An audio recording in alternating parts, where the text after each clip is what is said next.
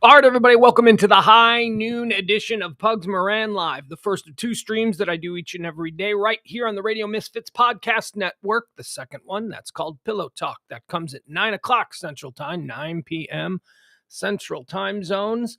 That's me, myself, Pugs Moran, and James Parker. Parker joins us. So it's Pugs and Parker's Pillow Talk on the Radio Misfits Podcast platform. That's a fun alliteration. Okay, hold on.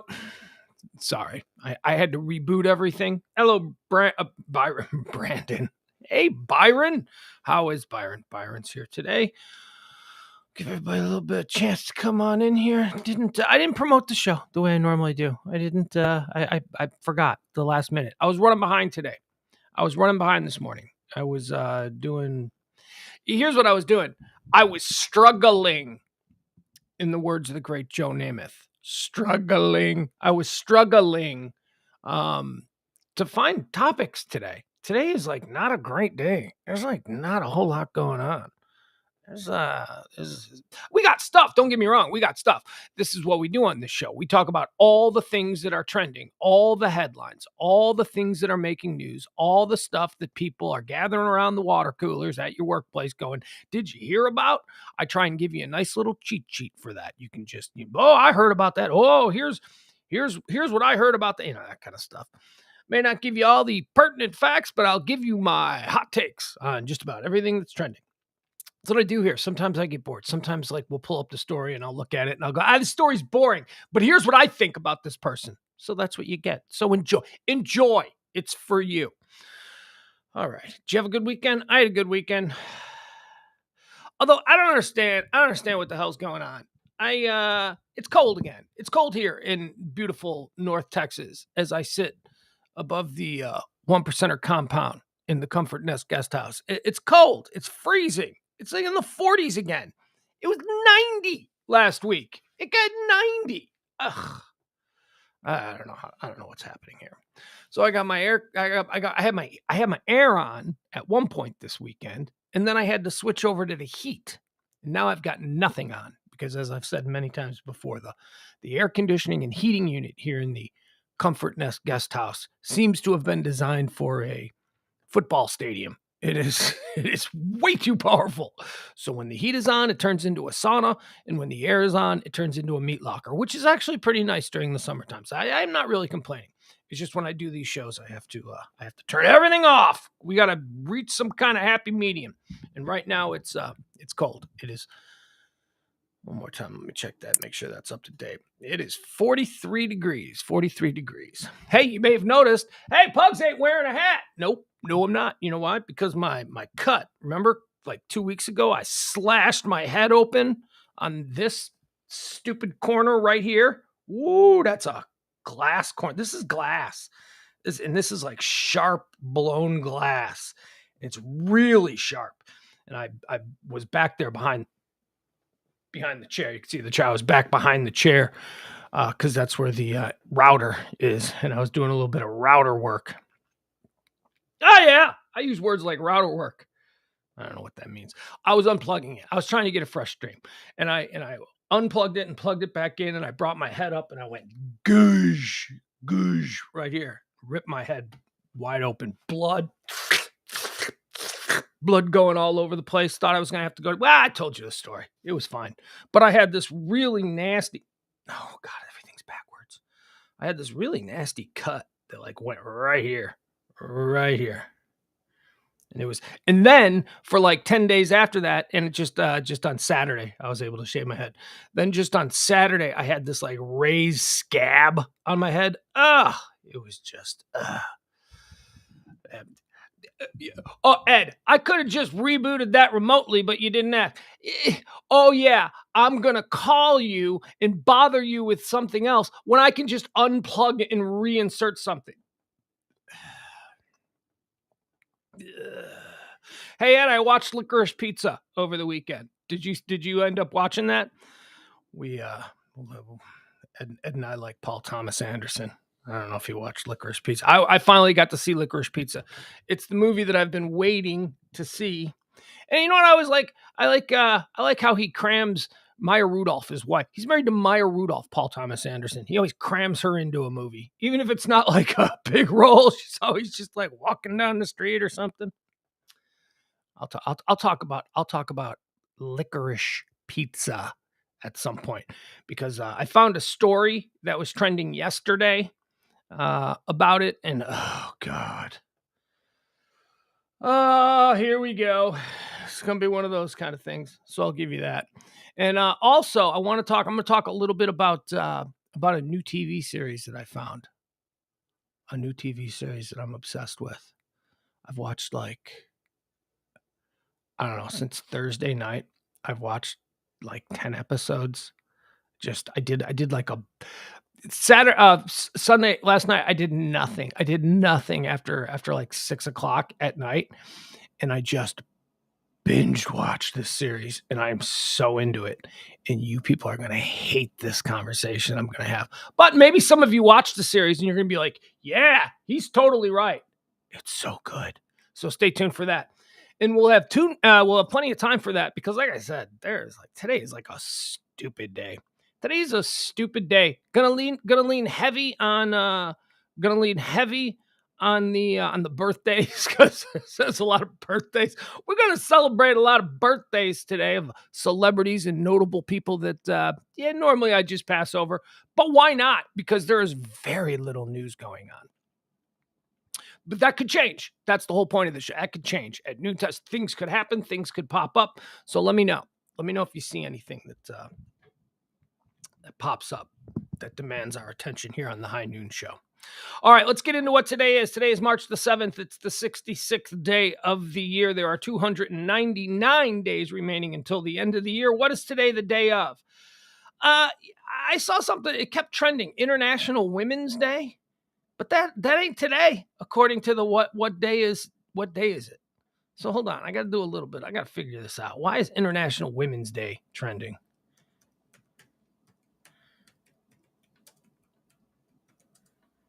Maybe, is it today and the day of is just run by misogynists who... Oh, it's tomorrow. All right. International Women's Day is tomorrow. That's why it's trending today. All right. We'll get to that tomorrow. We'll do how should we celebrate International Women's Day?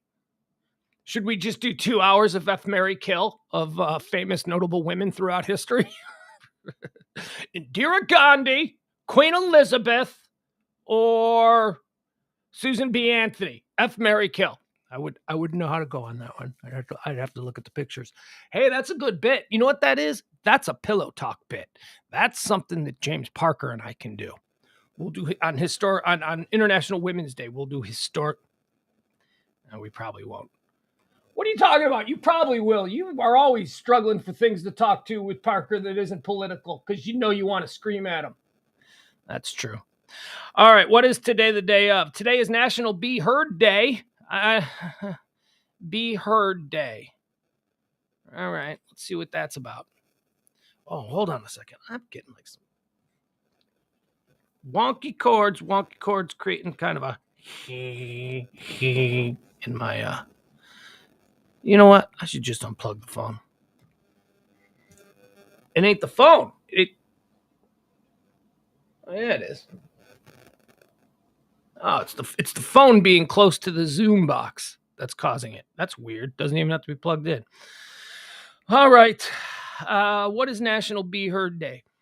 Each year on the 7th day of March, National Be Heard Day encourages small businesses across the country to make their presence known. The day recognizes the over 145 million small businesses in the United States striving to be heard over the big business-dominated noise.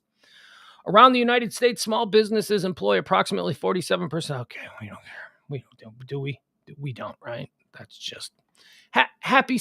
It's Small Business Day, dressed up as National Be Heard Day. It's National Cereal Day. What is National Cereal? You know I love cereal. I love cereal, but I can't have cereal.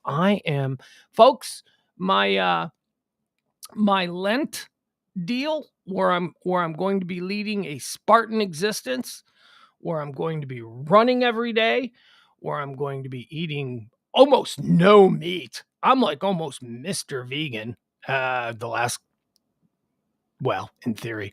Yeah. So my Spartan existence that I'm trying to do, that I've been doing now for a week, it's going pretty well. It is going pretty well. Last night I tried on a shirt that I used to be able to wear on this cast all the time, but suddenly started to feel a little bit tight. I can wear it again. And that's how I do it. That's how I don't weigh myself. Weighing yourself sucks.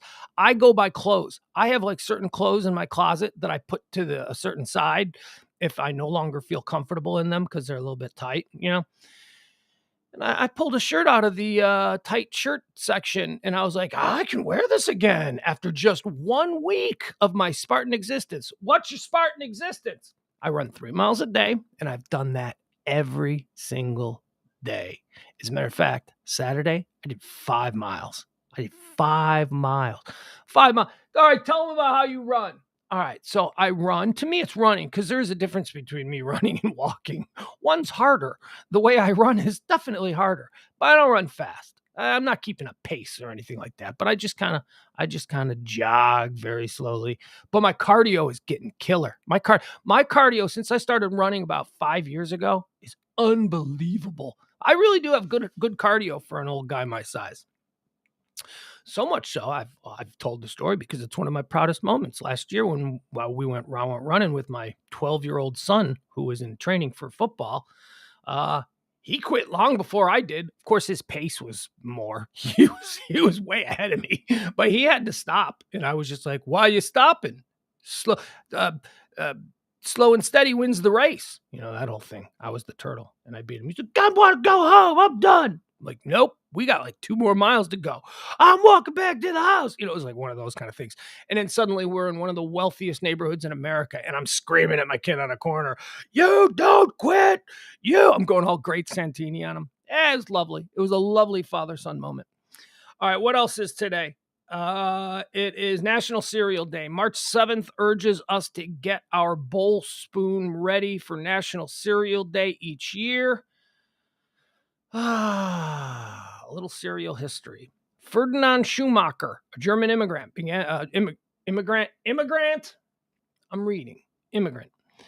the cereal revolution in 1854 with a hand oats grinder in the back room of a small store in Akron, Ohio. Can you imagine? His General Mills American Oatmeal Company was the nation's first commercial oatmeal man. Can you imagine how bad that was? All right, so here's what you have to figure. That first bowl of cereal that he made by just grinding oats. Okay, so that had to be, by our standards, really bad cereal, like terrible cereal. But I bet by like 1854 standards, where they're used to like the taste of dirt, like the taste, this is good dirt. You know, imagine how bad food tasted back then. Salt was a luxury. I bet it was pretty good. I bet they were like, hey, this is pretty good for someone that's used to eating food grown in cow poop. So that, yeah, cereal. What's the worst? You know what the worst cereal is? The worst cereal I think is the worst cereal I think is grape nuts. You ever eat grape nuts? That's got to be close to what the 1854 cereal was. Grape nuts is terrible. And it says grape, like, so you think it's going to be sweet. Like, I remember as a little kid going, I'll try grape nuts. They sound, and I was like, ugh, there ain't nothing grape about this. They're terrible. You know what the most underrated cereal is? You know what a very underrated cereal is that I rediscovered because my kid loves it? Frosted Flakes. Underrated. It's like the number one cereal of all time. Everybody knows Tony the Tiger. Yeah, I know. But when you go and buy cereal and you're looking at all this stuff, don't you kind of look at Tony the Tiger Frosted Flakes and go, I want something with more pizzazz. And you go with like the caramel, apple, cinnamon jacks or whatever. You go with something a little bit more. Tony Tiger's good. My kid likes the Frosted Flakes. So there you go. That's my tribute to Cereal Day. I got nothing else. I don't know. I could do a cereal draft, but really, what's the point? That's going around on Twitter. If you want to do a cereal draft, it's on Twitter. I don't want to do that. It is also March the 7th, National Crown Roast of Pork Day. Boy, that sounds good. That sounds good when you've pretty much had nothing but beans and green beans for the last week. I'm gonna have I'm going shopping today though. So I'm gonna buy some mushrooms. That's your treat? Yeah, I was thinking some mushrooms and some like low calorie dressing, like some kind of Italian dressing that's got like 10 calories or something. I just dip the mushrooms. That'll be my treat. Jesus, your life is awful. It's actually not. It's actually not too bad. I'm feeling okay. It's also National Flapjack Day. Those are pancakes, right? That's just the way some people call pancakes flapjacks. I've never called their pancakes. I don't know where does flapjack come from? Is that like a regional term for it? I mean, it's not like I've never heard it before. Of course I've heard. Of course somebody said, "You want flapjacks?" I knew they were talking about pancakes, but March 7th delivers National Flapjack Day with piping hot flavor and goodness. The day honors the sturdy, wholesome cakes we've been cooking up for generations. Recipes handed down from grandma. Nobody has flapjack recipes. What? You buy the Aunt Jemima mix. The flapjack recipes. Stop it. Flapjacks were a staple of pioneers pursuing new lives on the frontier. Okay. That makes a lot of sense. Pancakes are totally overrated. I know I said it before. The only way that you can make pancakes good, and by the way, a stack of pancakes, no thanks. I'll just eat a loaf of bread. I don't need a whole thing of pancakes. French toast is far superior to pancakes, in my opinion, in my humble opinion. And waffles are better than both. But waffles are the best of the three of the bready breakfast delights. But pancakes, I think they're so overrated. Flapjacks are just like, you can make them good. Like if you want to pour like Hershey syrup on them and throw some strawberries and some powdered sugar, you can turn them into just like some ridiculous birthday cake sort of thing. But just on their own, they're just like, have you ever just eaten a pancake? Just eat a pancake. No butter, no syrup, no. Just eat a pancake. They're like, well, this sucks. This tastes like garbage. I hate this. Flapjacks were a staple of pioneers pursuing new lives on the frontier, packed with nutrients and energy. Flapjacks provided the fuel they needed to withstand the often arduous trails. Stacked high, flapjacks remind us of mornings in Grandma's kitchen. Yeah, my grandma didn't make pancakes. She always had like coffee cake from Entenmann's and then an English muffin. That was some eggs, an English muffin, and some terrible bacon. I don't think I ever had good bacon my entire life growing up. It was always either like raw. Bacon is not easy to make. Bacon is bacon. It's always either like totally burnt and like super crispy, which I kind of like, or raw and grizzly. I don't know. Don't get me started on bacon. I think bacon is wildly overrated as well. Oh, bacon is the champagne of meats. Oh, shut up, you dumb meathead. Bacon is not the champagne of meats. Prime rib, Kobe steak, that's the champagne of meat. Bacon is for stupid people. Bacon, I love bacon. I'd kill for bacon and beer. Oh, shut up, you dumb meathead. That's just programming. Bacon's fine. It's fine. It's good. Ruins a cheeseburger. I will die on that hill. I want bacon on my cheeseburger. You're going to cut the roof of your mouth because nobody who makes a fast food hamburger knows how to make bacon that isn't like super hard and crispy and rips up the top of your mouth. It ruins a cheeseburger. Bacon's great on a cheeseburger. No, it's not. Mushrooms and grilled onions. That's good on a cheeseburger, but I don't know. You just never had a good bacon cheeseburger. Maybe because only 1% of the population can make good bacon. Maybe that's it. I make good bacon. No, you don't. You think you do, but you don't. All right, that's what National Day is of. Jeff says properly cooked bacon should bend under its own weight. Yeah. Byron says, you speak of buttermilk pancakes. Try a sweet cream one day. I will not. I have had my fill of pancakes. They're overrated. Ross says, Hedberg was right about pancakes. All exciting at first, but by the end, you fucking suck. You're sick of them. Yeah, it's true. That's absolutely true. That is very true. I'm not familiar with that Mitch Hedberg joke, but pancakes always sound like a great, yeah, make mine a double stand. And you're like, eat like 3 of them and they're ice cold. They go ice cold. They go cold quicker than an Easter ham. They go cold almost instantly. The bottom, it's like cold syrup and cold. Overrated. Give me a waffle. Give me a chocolate chip waffle or some good fancy French toast. You're a snob. No, I'm not. Maybe a little.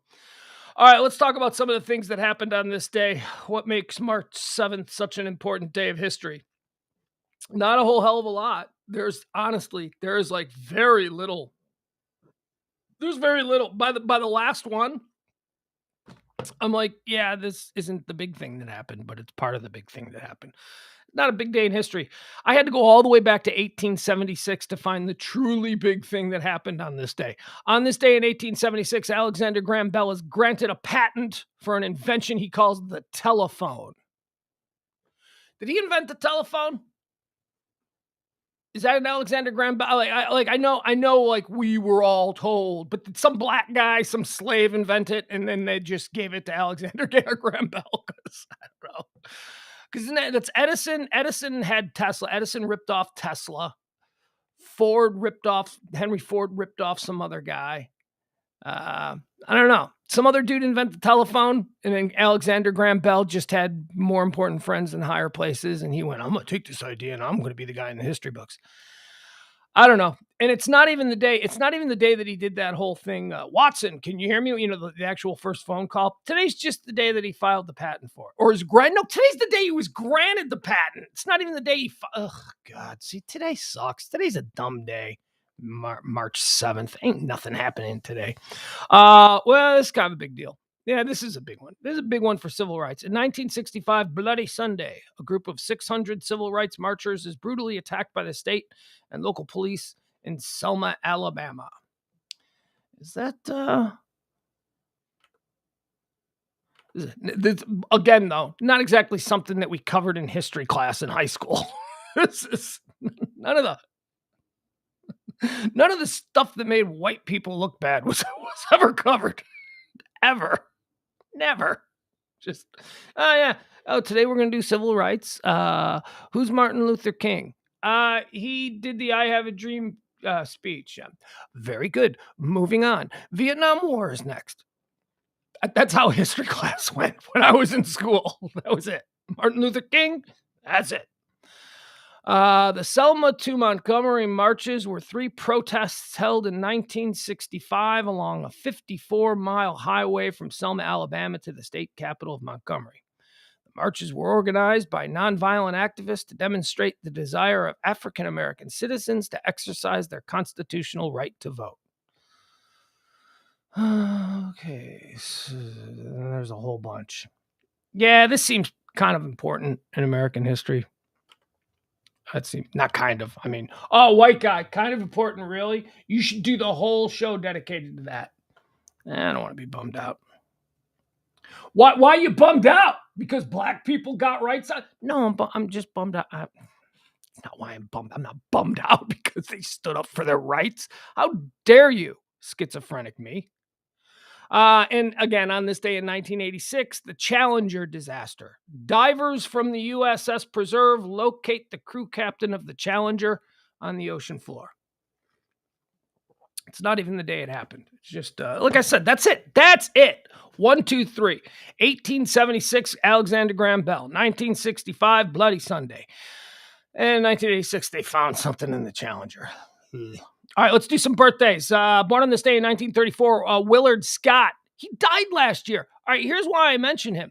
I would have just, brushed over him if I knew he died. I didn't know Willard Scott died, the Today Show guy. COVID, right? They probably said COVID, even though he was like 100. They just... Isn't that weird? The guy who made his name celebrating people's 100th birthday on the Today Show. He didn't make it near 100. Did Willard Scott die of COVID? You know what? I'm not even going to look it up. I don't care. He was an older guy. He was born in 1934. You can't. He was old, and he got if he'd have gotten a cold, he might have died. It's like, born on this day in 1940, Daniel J. Trevante. You guys don't even know who he is. I bet a lot of you guys don't even know who he is. He was like one of the biggest TV stars in America for like 5 years. And then nothing. Okay, how does that happen? How do you become like one of the biggest TV stars in America and then nothing? Yeah, Daniel J. Frank Furillo on Hill Street Blues. He was the captain on Hill Street Blues. Yeah, there you go. Jeff knows. Frank Furillo. He was a big TV star and did nothing else. You can't. That sucks. Because he was like, I liked him. He was cool. I loved Hill Street Blues. Do you know that not recently, like 2 years ago, I went back and watched the entire series of Hill Street Blues. It's on Amazon Prime. Holds up. And I don't know if I still feel this way. Tangentially, it is certainly applicable to the whole prime peak TV experience. But for a while there, I was like, Hill Street Blues was the first like peak TV show. A lot of people say Sopranos. Most people go back to Oz. They say Oz was before Sopranos, and that was like the first really good TV show. Because TV shows were really bad. When Hill Street Blues came on, TV shows were so stupid. They were all so dumb. They all had the same thing. If it was a 1 hour drama, it was 2 cops. One was kind of a loose cannon. The other guy was uptight. And then they changed that up, and there was 2 chick cops, and one was a loose cannon, and one was a little uptight. And then the other one was, it's a hospital. They all work at a hospital. And there's doctors in love with a nurse. And it was just so stupid. And there was no real interesting story. Hill Street Blues changed all that. Hill Street Blues was gritty, and it was like Starsky and Hutch and stuff like that, cop shows that predated, or a detective show. That's right. They were always a detective. I'm a detective with a sketchy background. I used to be a cop, but now I'm a detective, and I'm going to solve all the crime. And I still walk around like I'm a cop, even though I'm just a detective.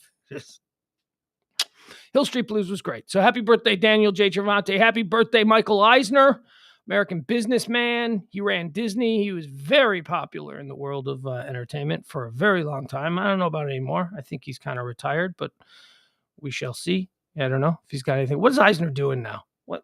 Let me put. Nah, we don't care. Born on this day in 1942, died in 2007. Born on the same day as Michael Eisner. Tammy Faye Mesner. We don't even call her Baker because we're going to forget about that whole little point in her life where she was Tammy Faye Baker. Have you guys seen Eyes of Tammy Faye? Good movie. Jessica Chastain is really good. She's really good in that. She's good. I like Tammy Faye. I met her a couple times. She was a regular on the radio show that I worked on in Chicago. She was a really wonderful woman. And the movie, The Eyes of Tammy Faye, really portrays that. I feel good. I feel good. I watched that movie and I'm like, okay, yeah, they show her as like total, because she was so easy to make fun of because she didn't know how to put on makeup, and that's because of her childhood and all of that stuff. And then once she got old enough and she learned how to put on makeup, she realized that everybody was making fun of her because of her makeup. So she just leaned hard into it. She's like, well, that's my brand. If people want to make fun of me, that's fine, but they'll remember me. She was wonderful. She had a lot of Dolly Parton in her. She did. She had a lot of that, like, really sweet, just good, just a good person. Maybe not as bright as Dolly, because Dolly's like super smart, and Tammy was kind of naive and kind of like, but just really sweet. So happy birthday, Tammy Faye Mesner. You died in 2007.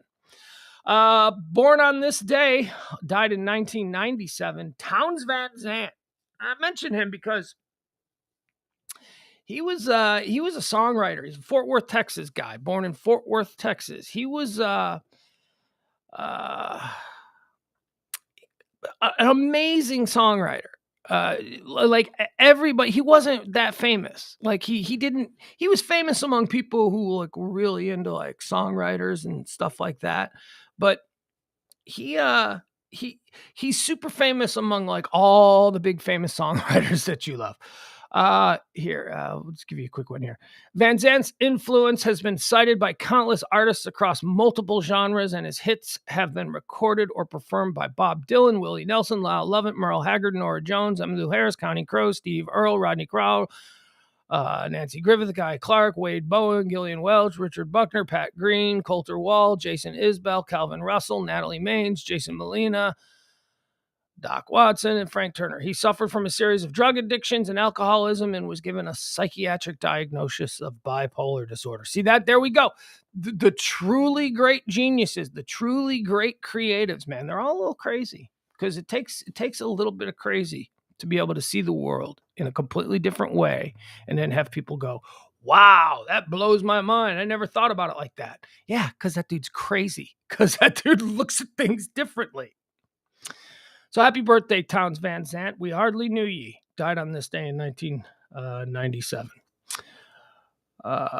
Jeff Glenn says Townes Van Zandt, one of Fort Worth's finest. He wrote Pancho. Yeah, Pancho and Lefty. That's a big one of his. Who else do we have here? Franco Harris, born on this day in 1950, American football player. Franco Harris, he's all right. You know, there was like a period of time. Oh, he's one of the best that's ever played. He's going for the all-time rushing record. Franco Harris ran out of bounds. Franco Harris was a guy who popularized running out of bounds. He was a big back. He could have taken hits, but he didn't. So maybe it was smart for his career and his bottom line payday. But I always got sick of Franco Harris running out of bounds. He ran out of bounds. Franco Harris will always be to me the guy who always ran out of bounds when he could have gotten 3 more yards. Lynn Swann, one of Franco Harris's teammates, good old number 88. One of my favorite players when I was little. He was born on this day in 1952. Born on this day in 1956, Bryan Cranston, Walter White, or Heisenberg. Bryan Cranston, of course, he was always going to be Walter White from Breaking Bad. That was his like big breakthrough. But he's like got a really cool acting career going. Every time Bryan Cranston shows up in a movie, I'm like, oh, this will be good because he's good. Do you remember the first time you saw Bryan Cranston? Don't say Malcolm in the Middle. You're a rookie. Malcolm in the Middle is not the first time we saw him. He was on a whole bunch of episodes of Seinfeld as the dentist. I think he was dating. Was he dating Elaine? I remember the first time I saw Bryan Cranston on Seinfeld. I didn't know who this guy was, but man, he was a scene stealer. He was just so funny because he had this whole delivery and the way that he comported himself in the scenes that really stood out. It was like, whoa, that guy's funny. That guy can really deliver a line. So happy birthday, Bryan Cranston. You're awesome. Everybody loves you. Born on this day in 1962, Taylor Dayne, American singer-songwriter.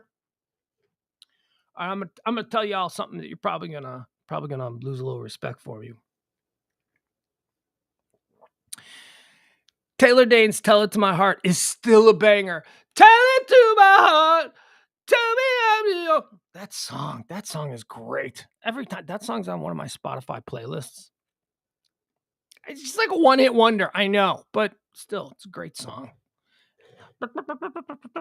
That song moves. Did she even write that song? It doesn't matter. She sang it. That's all. You know, if you think of Taylor Dayne, you think of "Tell It to My Heart." That song bangs. That song slaps, as my son would say. And my son did say it slaps. That's why I'm comfortable talking about it, because apparently it saves the test of time. It saves. Malaprop alert, stands the test of time. We were, when did that song come up? Were we in the car? Yeah, we were in the car, and it came on. And I was like, oh, I like this song. And he's like, oh, this song's pretty good. And that felt good, because typically when like a stupid 80s or 90s song come on, he's like, okay, I'll give this 30 seconds, because that's our rule. I'm like, give it 30 seconds. Just give it 30 seconds. If your toe starts tapping, you cannot deny it. And he's like, oh, I like this song. And then we put it on Spotify, and he listened to it like 3 times in a row. He's like, I like this song. This song slaps. So there you go. 12-year-old who's really into music says Taylor Dayne's "Tell It to My Heart" slaps in 2022. Happy birthday, Taylor Dane. Bret Easton Ellis, American author and screenwriter, born on this day in 1964. He was one of those guys that was called the Brat Pack authors. Is it Matthew Caulfield? No, not it's Maxwell Caulfield. I don't know, whatever. Bret Easton Ellis, he wrote famously Less Than Zero and American Psycho, two books that were turned into really cool movies. American Psycho, that's the one everybody always talks about, American Psycho, because of the Christian Bale character. It's a great character, and it's a great movie. You cannot deny American Psycho. But when was the last time you watched Less Than Zero? Less Than Zero really stands up. That's another one I watched like within the last 3 years from beginning to end. That Less Than Zero is great. That is like that. I would say if we were going to do a Robert Downey Jr. movie draft, Less Than Zero would be a 1 or 2 pick. He is so good in that. Robert Downey Jr. No, we'll wait. We'll wait till Robert Downey Jr. has a birthday or something like that, and then we'll figure out what was the Army one where he played a black guy. That's good too. That's good too. I forgot what that's called. The one is that. But Less Than Zero. I think Less Than Zero. Less Than Zero definitely holds up today. It's a good, dark, cool ass movie. I mean, but you got to check out. You got to go. Okay, this is a movie about rich kids in the 1980s. You just got to go with that, and you got to look at it as like a historical depiction of a certain time and place. But then the story, the actual story, really holds up. So happy birthday, Bret Easton Ellis. Born on this day in 1964, Wanda Sykes. I just saw Wanda Sykes. I'm rewatching Marvelous Mrs. Marvelous Mrs. Maisel on Amazon Prime, and Wanda Sykes plays Mom's Mabley. I love Wanda Sykes. Wanda Sykes used to come on the old Pugs and Kelly show from time to time. She was really nice. I'll tell you how you gauge someone who's really nice. When you would go to like those really long commercial breaks, like you would be like, okay, we'll be right back with Wanda Sykes. And like if it was like a porn star or something, nobody would say anything. It'd just be like, okay, I don't want to really have there's nothing really to talk about here. Not all of them. Some porn stars were friendly and fun and could have a conversation. But there'd be like weird, moments where they would then go on their phone. Now Wanda Sykes was just a conversation. Wanda Sykes was just a really nice lady. She's not dead. I know it's her birthday. Wanda Sykes is just a really nice lady. Funny too. So just always funny. Didn't matter. In a commercial break, Wanda Sykes is still making us laugh. She's still funny. She's still just got that energy. Born on this day in 1970, Rachel Weisz. I don't know who Rachel Weisz is. I know that she's an actress, and I know that like I mix her up like in my head. I don't have like a picture of Rachel Weisz. Let's see what Rachel Weisz. Is she the one that's married to James Bond? I think she is. I think Rachel Weisz is the one that's married to James Bond. Daniel. I don't even know who she's married to. Oh yeah, there she is. I don't know anything she's been in. She's been in a bunch of stuff. Have I ever seen her in anything? Oh, man. Daniel Craig. That's who she's married to. Oh, man. She does a lot of movies I don't watch. She does a lot of movies with titles that I'm not. Oh, The Mummy. I guess she was in The Mummy. That's fine. Yeah, she does. Okay. All right, well, happy birthday, Rachel Weisz. You seem like a lovely woman, and you and Daniel Craig, I hope you have a nice life together. You're married to James Bond. Happy birthday, Rachel Weisz. But if you keep doing those English, snotty ladies movies, I'm probably not going to be. Peter Sarsgaard. He of the Viking name, Sarsgaard. I like him. He's good. He was born on this day in 1971. What has he been in? What is Sarsgaard? Oh, you know what? I always think, isn't he like somehow related to Maggie Gyllenhaal? Because I know that Maggie Gyllenhaal has a brother. And then I go, oh yeah, that's Jake Gyllenhaal. So how does Sarsgaard, how does he factor into the whole thing? He's married to Maggie Gyllenhaal. That's it. All right, let's see what let's see what movie. I know that I like Peter Sarsgaard. I know I like him. Let me see. What's he been in? What's he been in that I might know?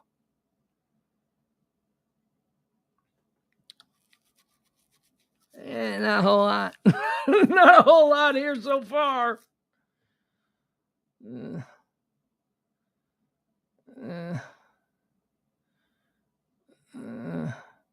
Oh, he's in the Batman. Oh, okay. He's in the new Batman movie. I don't know. I like him. He's in stuff. He's in stuff that I like. Hey, I gotta turn off the heat. I'll be right back. It is like cranking. It is so hot in here. Ugh. Yikes. Give me a minute. Seriously. Just it'll be less than like 20 seconds. Talk amongst yourselves in the chat room.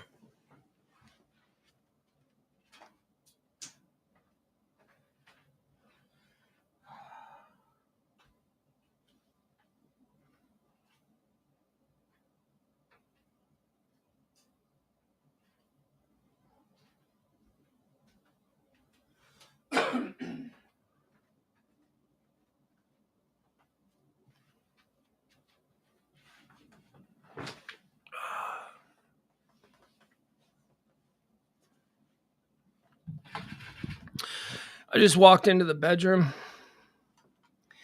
where the thermostat is, and the dog is on the bed. In the bedroom gets really hot. The bedroom gets so hot, it's like a sauna. In the winter, you have to turn the heat off. You have to wake up in the middle of the night and turn the heat off because it's like 110 degrees in there. And I walk in there, and the dog is like laying on the bed, which she shouldn't be, but she's up on the bed. I don't have time to do all that right now. We're talking amongst ourselves. I walk in there and I look at the dog, and the dog just picks her head up and is like, "You can do something about this heat? Are you nuts? It's like 150 degrees in here." So I kid you not, the dog gave me that look. She was laying down like she was sleeping, and as soon as I walked in and walked over to the thermostat, she was like, "You can do something about that? You're not gonna make it hotter, are you?"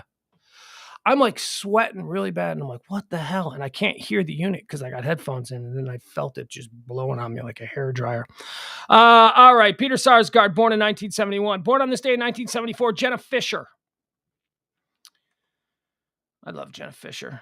Who's Jenna Fisher married to? Who got Pam from The Office? Because I know it ain't really.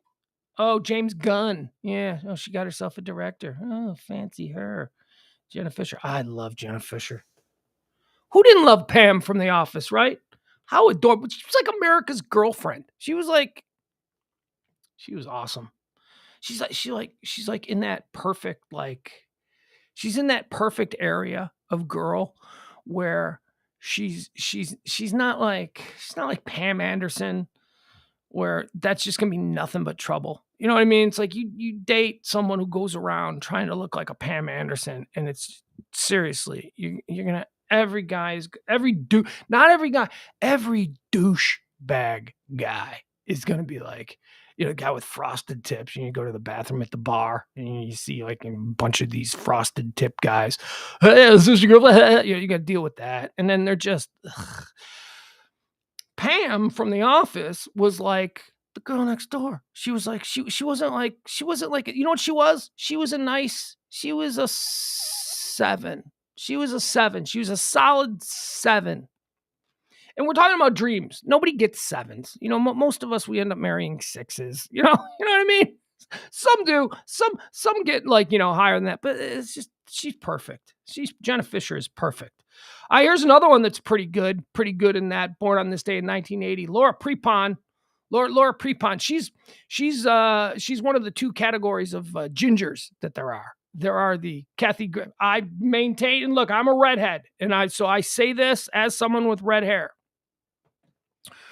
Red-haired people are either, there's 2 categories. There is, and we'll do it for women, because we could also do it for guys. But for women, I always think of like red-haired girls.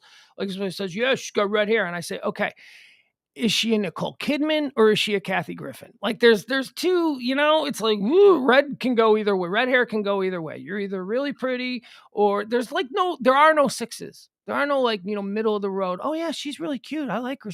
That doesn't exist. It's always like weird. Yeah, Jeff says redheads are beautiful or not. That's basically it. They're either beautiful or they're not. And when redheads are beautiful, Laura Prepon, I feel bad though, because redheads always get like if you're a beautiful redhead, it's like beautiful for a redhead. Some people, I've heard guys say she's hot for a redhead. And it's like, what do you mean? And then there are people like James who does the show with me. James is just like only about redheads. That's all. That's just what he's about. Laura Prepon's beautiful. Although I don't think she's doing red anymore. I think she went to brunette, but she was red before. Dead on this day. Let's do this. Divine, American drag queen and film actor, born in 1945, died on this day in 1988. What can I say about Divine? What do you say about Divine? There was a really I saw a documentary about Divine. I think it's on Amazon Prime. I watched it a few years ago.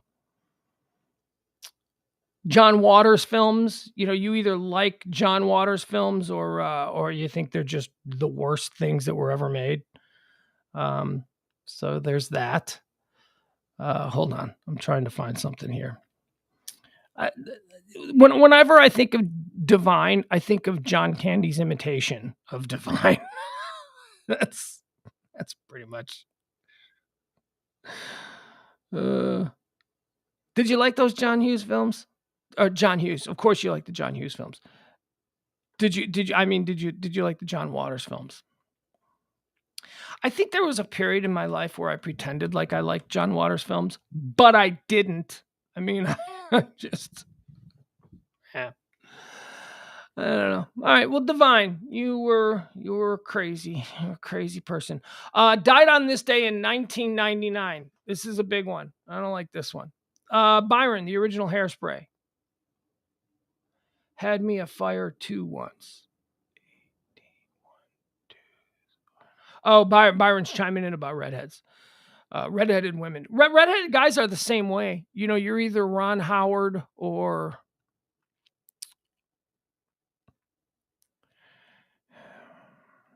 I don't know.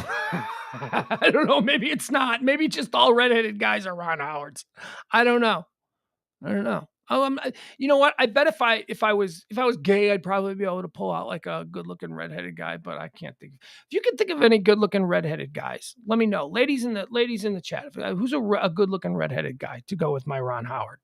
Because you're either like a Ron Howard or, which I guess even Ron Howard isn't terrible. Or Clint. No, Ross Rubio says or Clint Howard, who is one of the strangest looking people. Jeff Glenn says Ian from Shameless. That's it? That's like the best you can get with a redheaded guy? Ian from Shameless? Really? I mean, I guess. I guess he would be... Would he? I don't even know. I don't know. Bora died on this day in 1999. I'm going to take a little bit of a moment here. My all-time favorite filmmaker died on this day in 1999. Ross Rubio suggests Rick Astley. Yeah, I don't know. My all-time favorite filmmaker died on this day in 1999. Michael Fassbender, is he a redhead? April 7th. You people are not going to let me eulogize and celebrate my all-time Willie Nelson. Is he a redhead? Eric Stoltz. See? You guys, there's nothing. Next, we're going to get Prince Harry, Carson Wentz. I don't know. Sam Darnold. Died on this day in 1999. My all-time Is Robert Redford a redhead? If Robert Redford's a redhead, there you go. There you go. There you go. If Robert Redford is a redhead, then he would be, yes. You're either Robert Redford or Ron Howard. There you go. That's good. We'll stop there. Died on this day in 1999, my all-time favorite filmmaker. The great. There's the kid from Harry Potter or that weirdo that bought Cerro Gordo, California. Redhead is an ugly sentence on guys, says Byron. Best looking redhead guy off the top of my head is Damian Lewis from Billy. There you go. Damian Lewis is a good looking guy. Good one, Leslie. Now you're using your noggin. Damian Lewis. Yeah. Bobby Axe from Billions and from Homeland. Can I get to my all-time favorite filmmaker, director. Died on this day in 1999, Stanley Kubrick. God, it was Stanley Kubrick. Great. Stanley Kubrick movie draft. You're damn right. You're damn right we're doing a Stanley Kubrick movie draft. You are damn right. With the first pick in the Stanley Kubrick Pugs Moran movie draft, we take... It's not even a question. It's not even a question. 1964's Dr. Strangelove. 1964's Dr. Strangelove. Isn't that also your favorite movie of all time? It is. It is. It's my favorite movie of all time. And it's my favorite director of all time. With the number 2 pick in the Stanley Kubrick film draft. The delegation from the Pugs Moran High Noon Show selects in the second round 1962's Lolita. Lolita. That's right. Lolita, also my favorite Peter Sellers movie. Lolita. So good. Oh, that movie is so good. Oh my God. If you guys have never seen the original 1962 black and white Lolita, starring James, I can't think of his name. Shelley Winters, isn't it? It's also my favorite Shelley Winters movie of all time, but I don't know. Sue Lyon as Lolita. But really, the real guy that like steals every scene is Peter Sellers. God, that movie is great. That movie was banned. You can't make a movie about a grown man who's in love with a young girl. Oh, they did. And it is good. It is a great, great film. So first round, Dr. Strangelove. Second round, Lolita. In the third round of the Pugs and Company Stanley Kubrick draft, we select The Shining. 1980s The Shining. That's right. The Shining. Still, in my opinion, the best horror movie ever made by Stanley Kubrick, of course. In the fourth round of the Stanley Kubrick movie draft, we here at the Pugs Moran High Noon Show select 1987's Full Metal Jacket. Full Metal Jacket. Full Metal Jacket. And this is a tough one. This one I couldn't really... This was hard. And I'll tell you, Aaron says, move Full Metal Jacket up the board. I can't. I'm sorry. You know what? We could have a conversation, Aaron, and we might be able to switch up The Shining at number 3 with Full Metal Jacket. We might be able to do that. That's a conversation I'd be willing to have. But the Full Metal Jacket isn't better than Strangelove or Lolita. Those are like 2 crazy good films. This is a hard one, the fifth one, because there's so many to choose from here. There's so many. But with the fifth pick in the Stanley Kubrick draft, of course, we've selected Dr. Strangelove, Lolita, The Shining, and Full Metal Jacket. With the 5th pick, I'm going with 1971's A Clockwork Orange. A Clockwork Orange. That's right, at number 5. I was really torn between A Clockwork Orange and 1960's Spartacus. Spartacus is such a great movie. Didn't make it. I think we can all agree the worst Stanley Kubrick movie, and it was terrible. The year he died, so obviously he was off his game. Eyes Wide Shut. Eyes Wide Shut was terrible. I remember going to see Eyes Wide Shut, being all excited about the new Stanley Kubrick movie, and I'm like, this sucks. This is terrible. And yeah, that's right, people. I left off 2001: A Space Odyssey. I did not enjoy 2001: A Space Odyssey. I am willing to say that Eyes Wide Shut is Stanley Kubrick's worst film, but 2001: A Space Odyssey is right up there. Oh, you just don't get it. Well, I guess I'm stupid then, because I have watched 2001: A Space Odyssey. Probably I've attempted 5 times in my life to understand and get into that movie. I have read biographies. I've read multiple biographies about Stanley Kubrick where they break down that movie, and I'm still like, I don't get it. I don't get what the hell. HAL 9000. Okay, the computer was in charge of everything. He was talking about the future, about how we're all going to be dependent on computers for everything. I mean, he was right. You know, he said that in 1968. He was right. But Paths of Glory, Barry Lyndon. Oh my God, are you kidding me? Stanley Kubrick. All right, he died on this day. Very sad. Let's get into what's trending today. Let's see what the world is talking about trend-wise. I told you we were going to spend a whole lot of time on the birthdays and stuff because there's just not a whole bunch of stuff that's trending on this day. Oil is trending. Oil is up over $130 per barrel. Oil tops 130 a barrel as Russian attacks escalate. Again, this shouldn't affect us because we here in the United States, we do not use much Russian oil. Hardly any at all. But, you know, they'll use it as an excuse to jack our prices up at the gas pump. And they did, by the way, $7 in California, $7 a gallon in California. Can you believe that? Los Angeles gas prices, at least one gas station near Olympic Boulevard lists for regular unleaded at $6.99 per gallon. Oh, let's take a deeper dive on this. Sorry, I'm still really hot. That's insane, said one driver.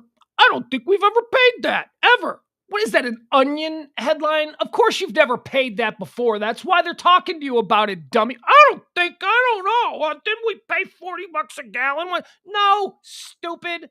I don't think we've ever paid that before. Yeah, no, you haven't. That's why they're talking to you. People just say stuff. Los Angeles, the average price of a gallon of self-serve regular gasoline in Los Angeles County rose to $5.24 on Saturday, but some gas stations in the area have even higher prices. The Shell gas station, located at Olympic Boulevard in Fairfax in Mid-City, was advertising regular at $6.99 a gallon. The price for premium, $7.29 a gallon. Again, this is one of those things. You know who worries about gas prices? We do. The middle class, the working class, the regular people. But poor people, they may not even have cars. So, you know, they take buses and stuff like that. The middle class, the working class, the people who keep this country staying afloat, we're the ones who always get screwed because gas prices are important to us. You know what gas prices ain't important to? Everybody in this stupid neighborhood that I live in. Everybody. I went for a run on Saturday and I saw a house, and do you know what they had in their driveway? First of all, it caught my eye. This is what caught my eye because they had one of those brand new Broncos. You know, have you seen the new Ford Broncos? Oh, and this was like, so if the new Ford Bronco costs $50,000, this with all the aftermarket was probably $100,000. This thing was so amazing. So they had a new Ford Bronco. They had a Ferrari. They had a really nice Mercedes. And then they had a Tesla. Tesla, Ferrari, Mercedes, new Bronco. And I'm running through the neighborhood and I'm like, screw these people. Screw these people. They're not worried about gas prices. You think it's only us. It's we the people. We're the ones, we get the short end on everything. Anything that goes even the slightest bit. Nobody who lives in this stupid neighborhood that I live in, they're not worried about gas prices. They're the kinds of people who every time they go to get gas, they just fill up the whole tank. They're not like us. They're not like us who go, maybe $10, maybe $10 this time. Maybe they're the kinds of people who top it off. We don't top anything off. We're not topping anything off. We put enough gas in the car to go where we need to go. Rich people top it off. Rich people don't worry about gas prices. The average price rose 8.6 cents on Thursday in LA. This according to figures from the AAA and the Oil Information Service. The Orange County average price rose 10.3 cents to $5.23, the largest increase since July of 2015. All right. Again, this isn't because of Russian oil. We don't use all that much Russian oil for our gasoline. And I don't even know that we use it for our latex products or rubber balls or whatever the hell else we use oil products for. But this is just an opportunity. It's a cash grab. People think that the oil prices are going up. What should we do? Well, we should raise them if they think they're prepared. The Batman, another thing rich people do. Rich people go to movies. Okay, we all go to movies. I know. The Batman opened. I know a number of people who saw the Batman, and they loved it, so I'm happy to hear about that. Robert Pattinson is getting a lot of praise for his role. It is a big opening, huge opening. The Batman starring Robert Pattinson in his first turn as the brooding crime fighter flew to a huge $134 million in its domestic box office debut to secure, that's only second place, to secure second best opening of the pandemic era. The number one, it's the best of the year, 2022, but again, it's early. But yeah, the best opening of the pandemic era was Spider-Man No Way Home. That was the one that came out last year? Yeah, I saw that one. That was good.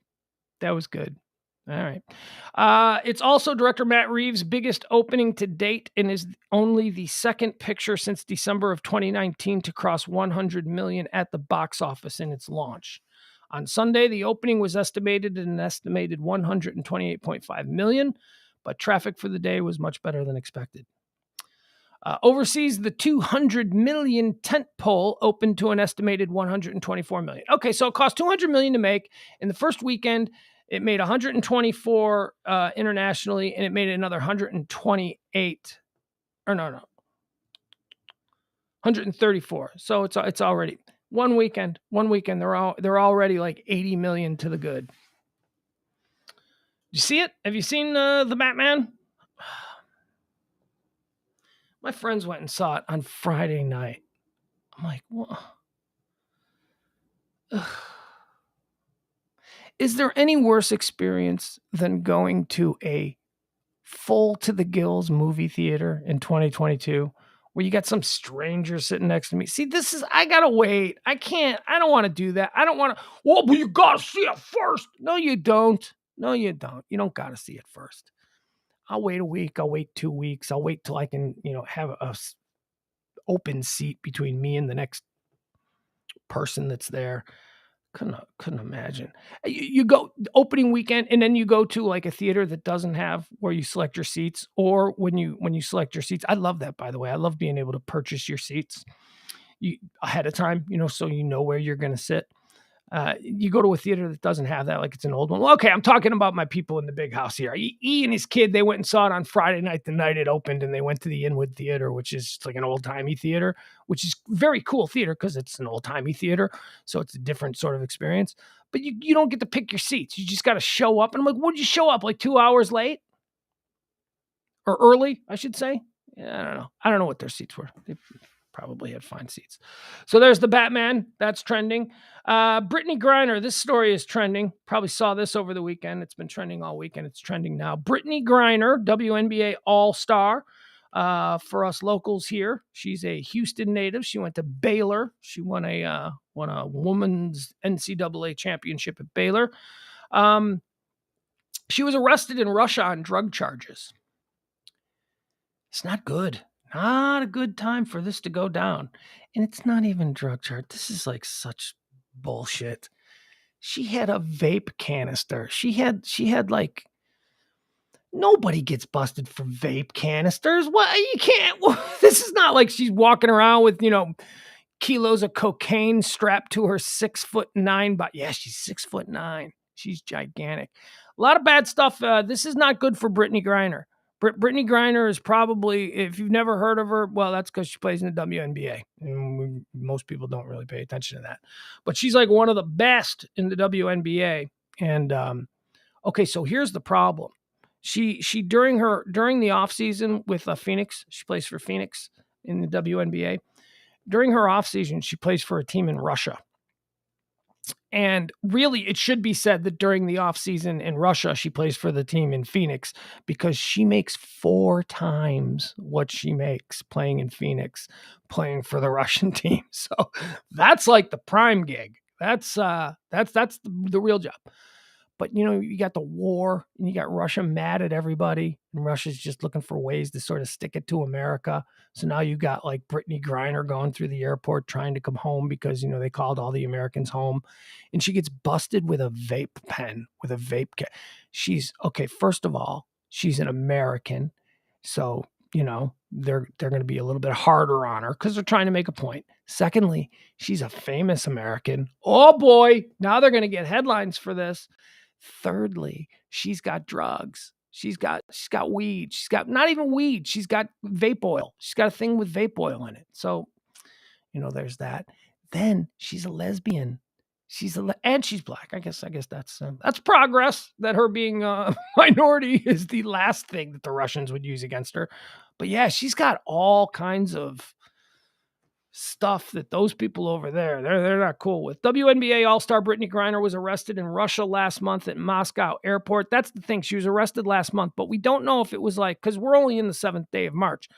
We don't know if it was like the 26th of February. Remember, there's only 28 days in February. We don't know if it's like a week ago that she was arrested last month, or if it was like last month, like she was arrested on Groundhog's Day. Yeah. Russian Customs Service said Saturday that the cartridges were identified as containing oil derived from cannabis, which could carry a maximum penalty of 10 years in prison. The Customs Service identified the person arrested as a player for the U.S. women's team and did not specify the date of arrest. Russian media reported the player was Brittany Griner, and her agent did not dispute those reports.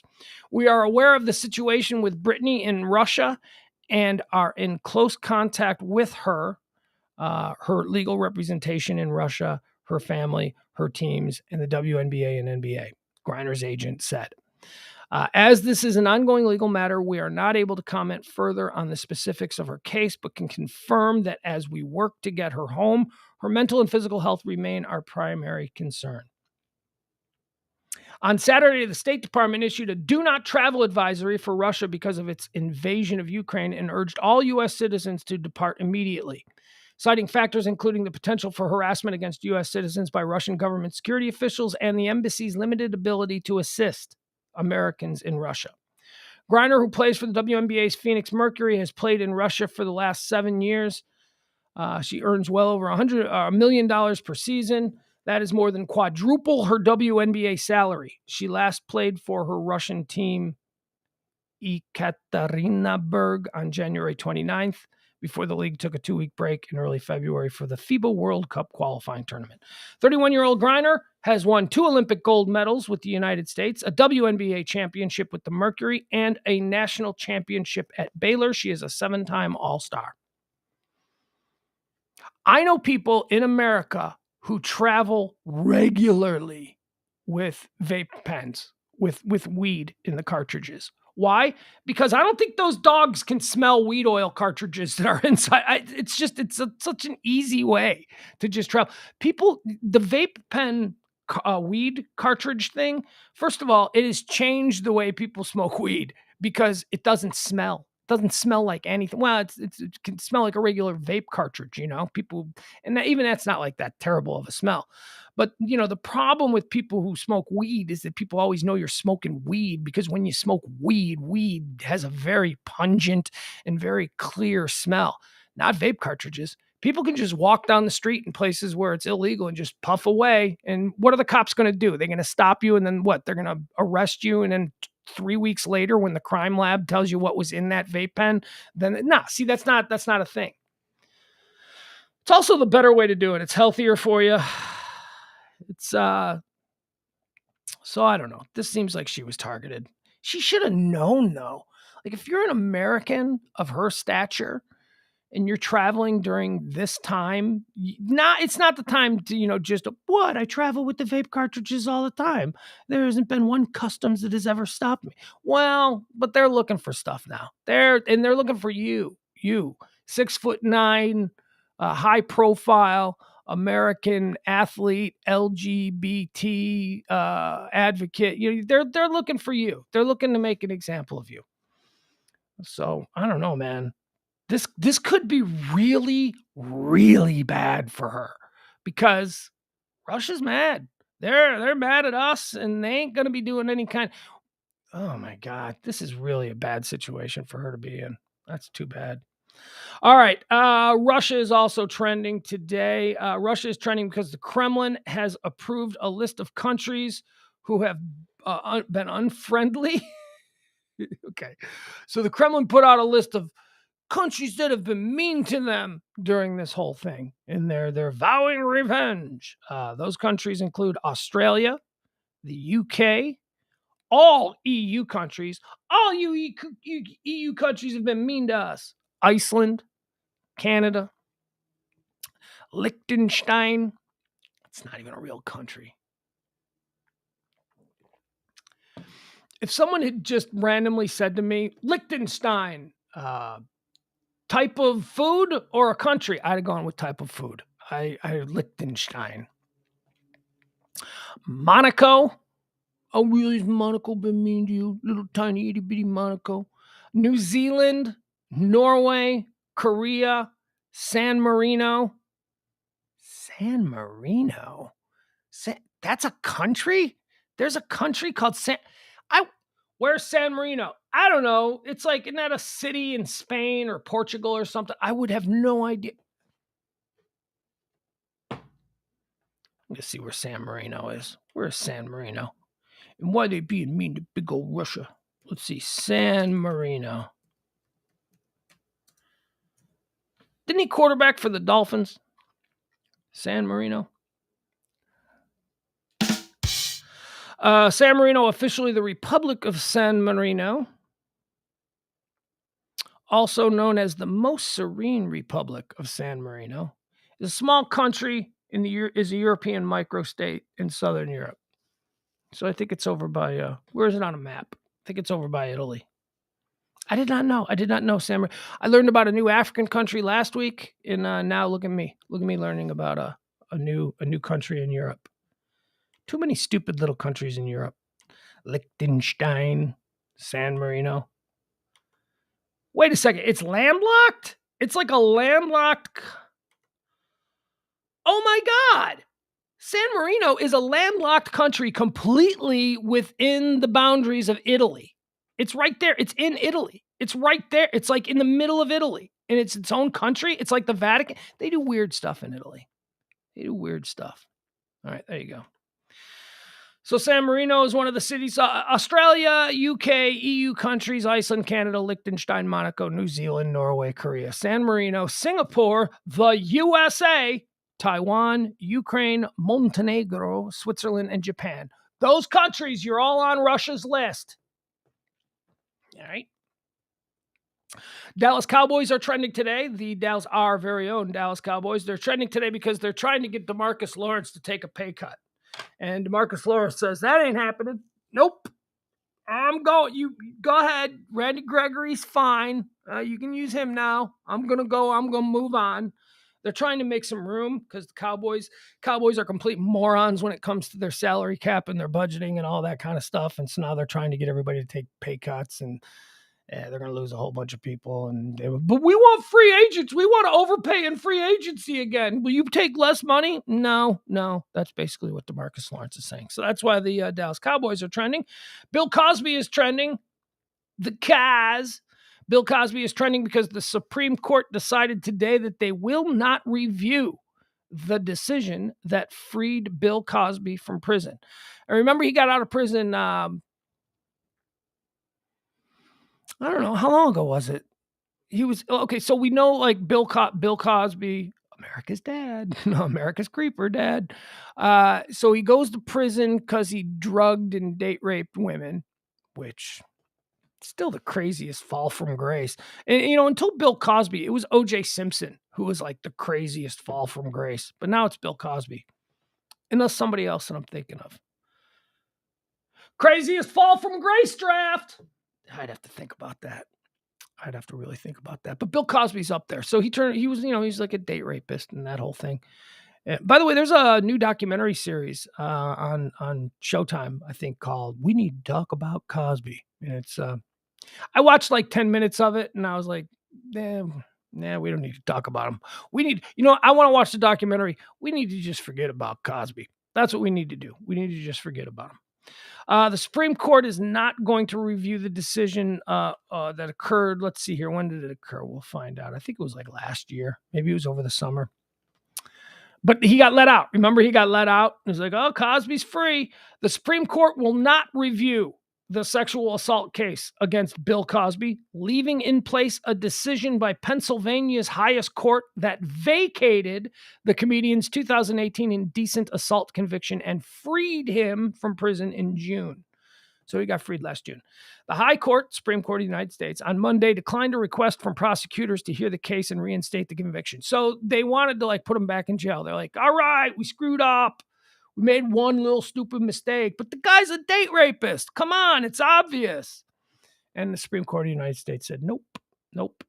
Andrew Wyatt, a spokesperson for Bill Cosby, called the decision a victory. Well, that's good. That's good that Bill Cosby can celebrate it. On behalf of Mr. and Mrs. Cosby and the Cosby family, we would like to offer our sincere gratitude to the justices of the United States Supreme Court. I'm sure all the justices are like, yeah, just leave us out of it, man. Look, we just went by the numbers and we have no reason to get involved in this, but please leave us out. We didn't do you any favors.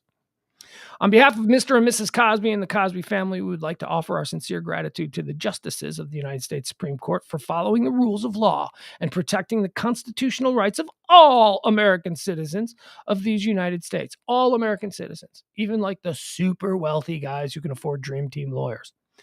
This is truly a victory for Mr. Cosby, but it shows that cheating will never get you far in life. The spokesperson for Cosby is lecturing us about cheating and how it'll never get us far in life. Well, cheating romantically certainly got Bill Cosby pretty far. None of those girls were going to bang him until he drugged them. Come on. This truly is a victory for Mr. Cosby, but it shows that cheating will never get you far in life, and the corruption that lies within Montgomery County's district attorney's office has been brought to the center stage of the world. Thank you very much, he continued.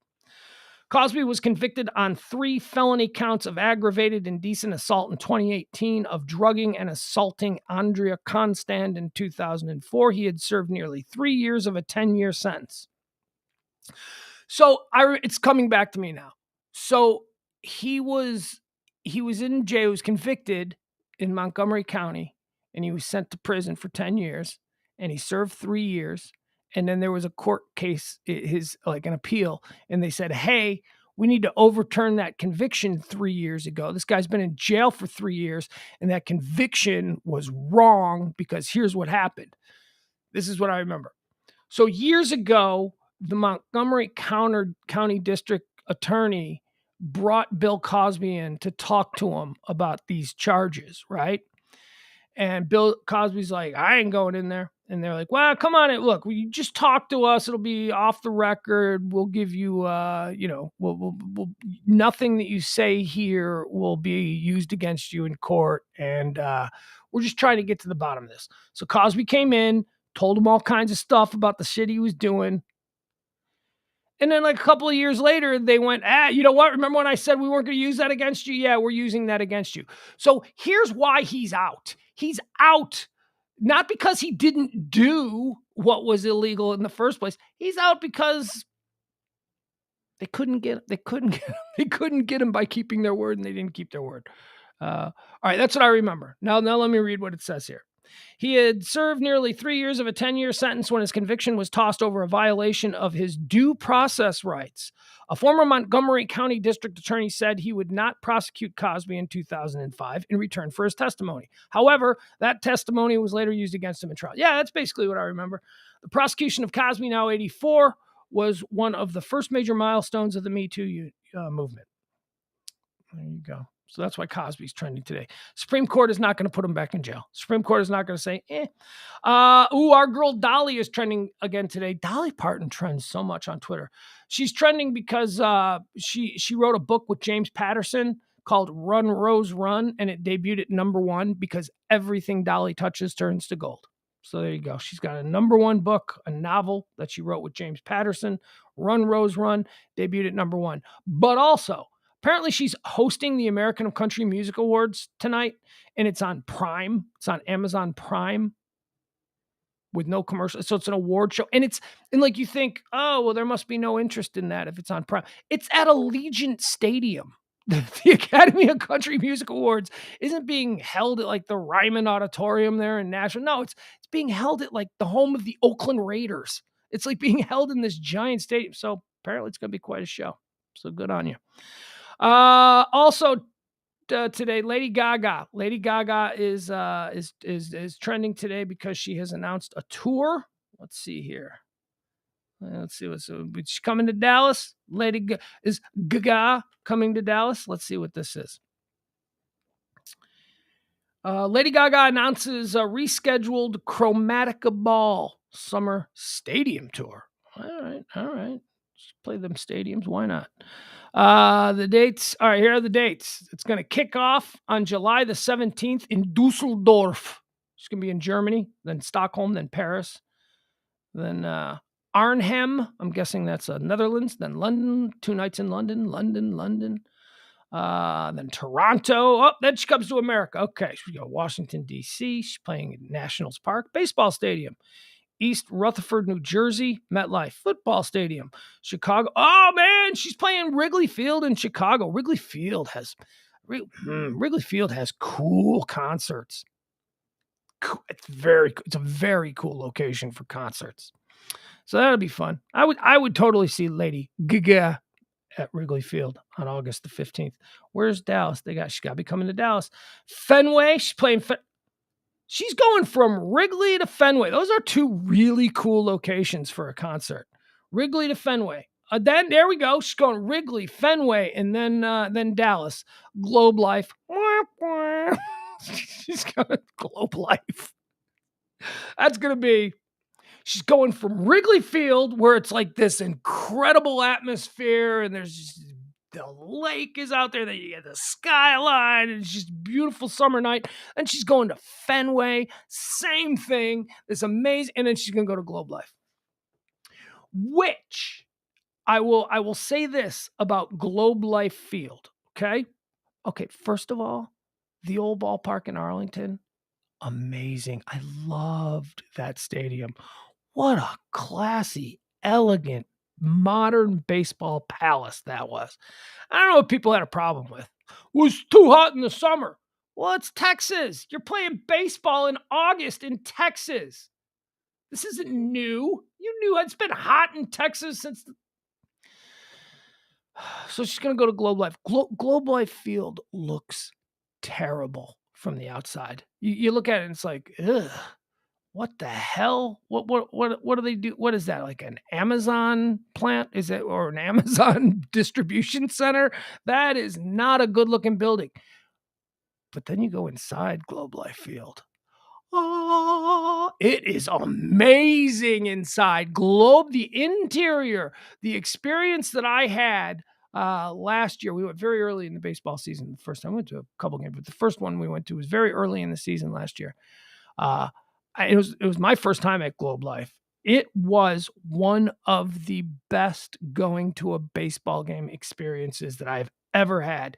The inside of Ranger Stadium, I'm calling it Ranger Stadium, not Globe Life Field. The inside, oh my God, is that place well done? Well done. The outside is terrible. Look, you know what it's like? It's like a dude who. It's such a weird analogy. So like a dude who sells drugs and has a lot of money, but he still lives in the neighborhood that he grew up in. So the outside of his house is just kind of like, that's just like a normal house. But then you go inside and it's like crazy cool. Like it's got like real expensive stuff and it's really not like a mafia guy's house. It's like, well, that's just the normal bungalow. And then you go inside and it's like, whoa. Is that a solid gold toilet? Really? That's what Globe Life Field is like. You look at it from the outside and you're like, that's the ugliest stadium in baseball. And then you go inside and you're like, this is the nicest stadium in baseball. All right, so that's Gaga. She's coming on August the 23rd to Globe Life Field. So there you go. Get your tickets. They sell concert tickets like a year in advance, so we're probably on sale shortly.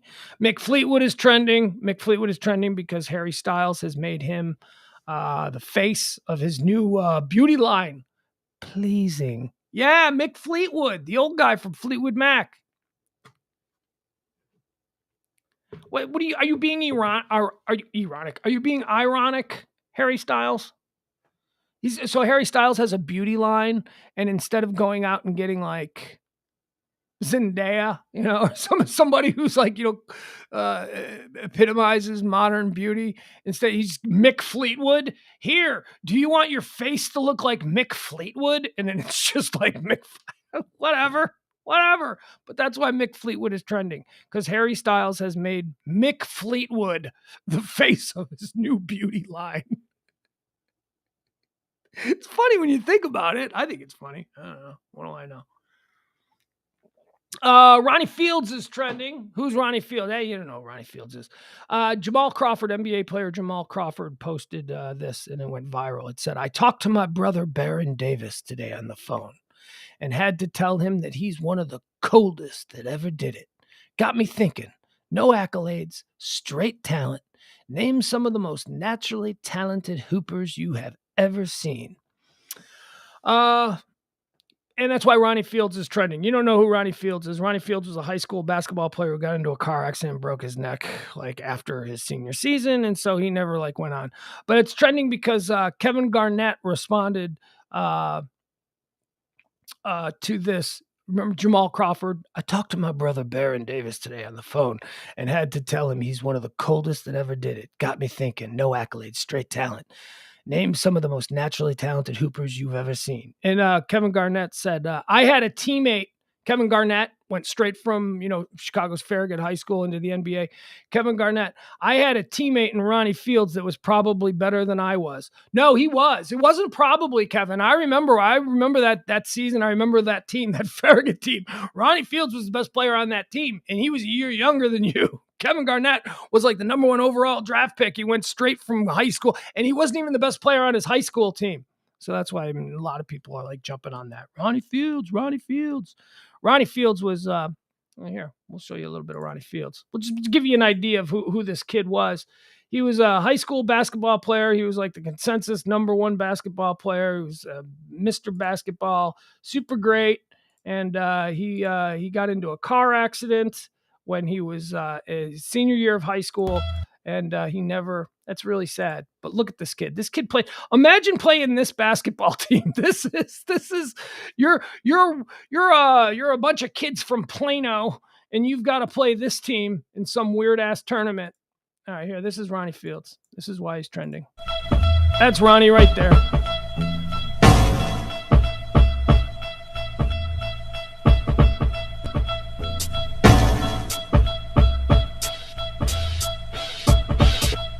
Don't hate me, hate the money I see. Clothes that I buy, ice that I wear, flows that I try. Close your eyes, picture me rolling, sixes, money falling, bitches, honeys that's swollen, the riches knocking in ya. Most critically acclaimed Pulitzer Prize winner, best storyteller, thug narrator, my style greater, model data, big threat to a lot of you haters. I will always be in the tank for Chicago Public League basketball. It is insane. Most of the best is in the essence for this rap shit that I stand for, expanding more to the big screen. It's a real shame.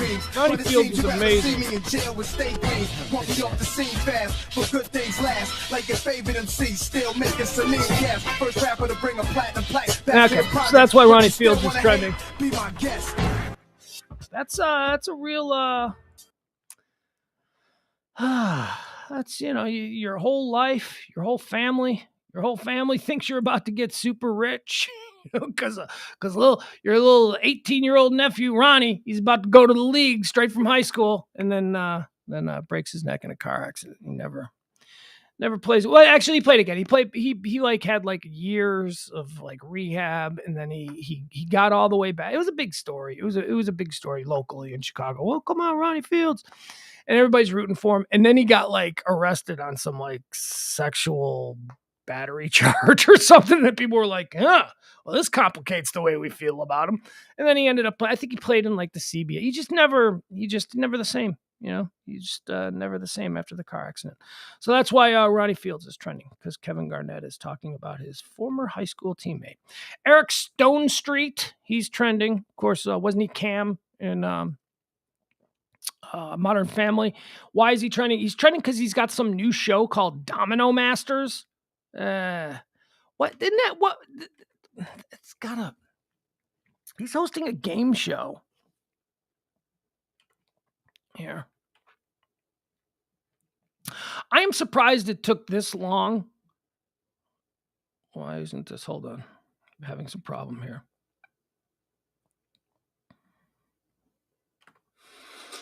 All right. I am surprised that it took this long for television to get around to doing a... Oh, hold on. I don't want a commercial. We'll watch this promo for it. Oh, Jesus, it's just taking forever. Of course, in a minute I turn off it. I'm surprised it took this long for television to decide, hey, people love to watch dominoes fall. Let's do a competition series where it's just dominoes.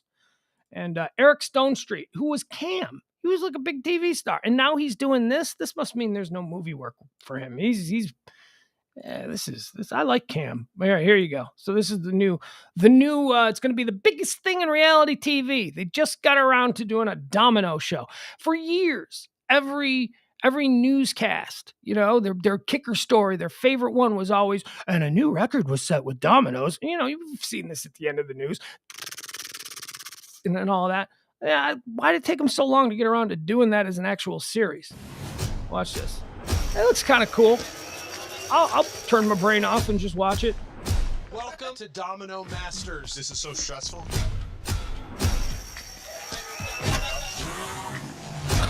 we're all just a bunch of pros. Oh, it's Chip from Wonder Years. Danica McKellar. Domino Masters series premiere March 9th on Fox. After another incredibly stupid show, The Masked Singer.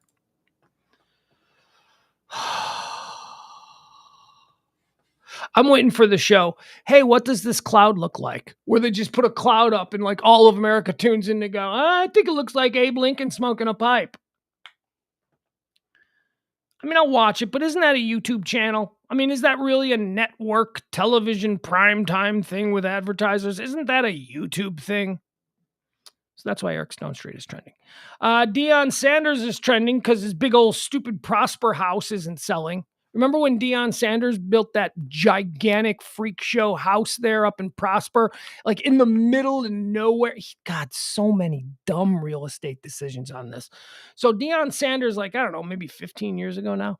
I was still here when he was building it. I think it was built before that, but whatever. So Deion Sanders builds this big, giant, stupid house. And at the time it was in the middle of nowhere in Prosper. I think Prosper's still kind of the middle of nowhere, but there's, at least more coming up around it. So he builds this big old stupid 24,000 square foot stupid guy money house up there in Prosper. And, he's trying to sell it. He's been trying to sell it for 2 years. It was on the market for $14.5 million, and now it's down to $4 million. It's a big old stupid house. You're going to take a $10 million loss on it? Coach Primetime Deion Sanders once lived in a 6-acre mega mansion listed at $14.5 million. And now it can be yours for $4 million and just knock it down because it's a stupid house. It's got stupid rich guy house stuff. It's got a 5-lane bowling alley. Dude, just go to the bowling alley. Why do you want a 5? You're going to bowl that much? You better be raising the next PBA Pro Bowler Hall of Famer if you're going to do that. Sanders used to live in a flashy Tuscan Dallas mansion, not Dallas Prosper. Oh, no, this is okay. Sanders used to live in a flashy Tuscan Dallas mansion during his playing days with the Dallas Cowboys, and it was reported that he was training for the return from his retirement in the very football ground that made his son. Where is it? Come on, nobody cares about this stuff. His dream home was listed in an auction at $14.5 million. However, the crown jewel of Prosper, Texas, went unsold for so long, which plummeted its asking price to $4.9 million. Clearly not everyone has the appetite to match the extravagant style of primetime Deion Sanders. You know why? Because anyone that can afford $14 million for a house, they don't want to live in Prosper. They don't want a $14 million house in Prosper unless it's $14 million because it's on 1,000 acres of land. This stupid house isn't. This stupid house is on 6 acres. Everything is inside the house. It's $14 million. You don't, you got to buy the land out there. You don't just buy a little chunk of the land and then build a stupid house. The worth of the property needs to be in the, God, he's so stupid. However, the legendary cornerback has had his flashy days behind him. Now as Coach Prime, he lives in Jackson State, where he is the coach of Jackson State University. He is now known for being a flamboyant coach, and his spirits are as high as before. Okay, let's read about what's in this stupid house. Where is this stupid house? Where's the stupid pictures of this stupid house? Why can't I find the story?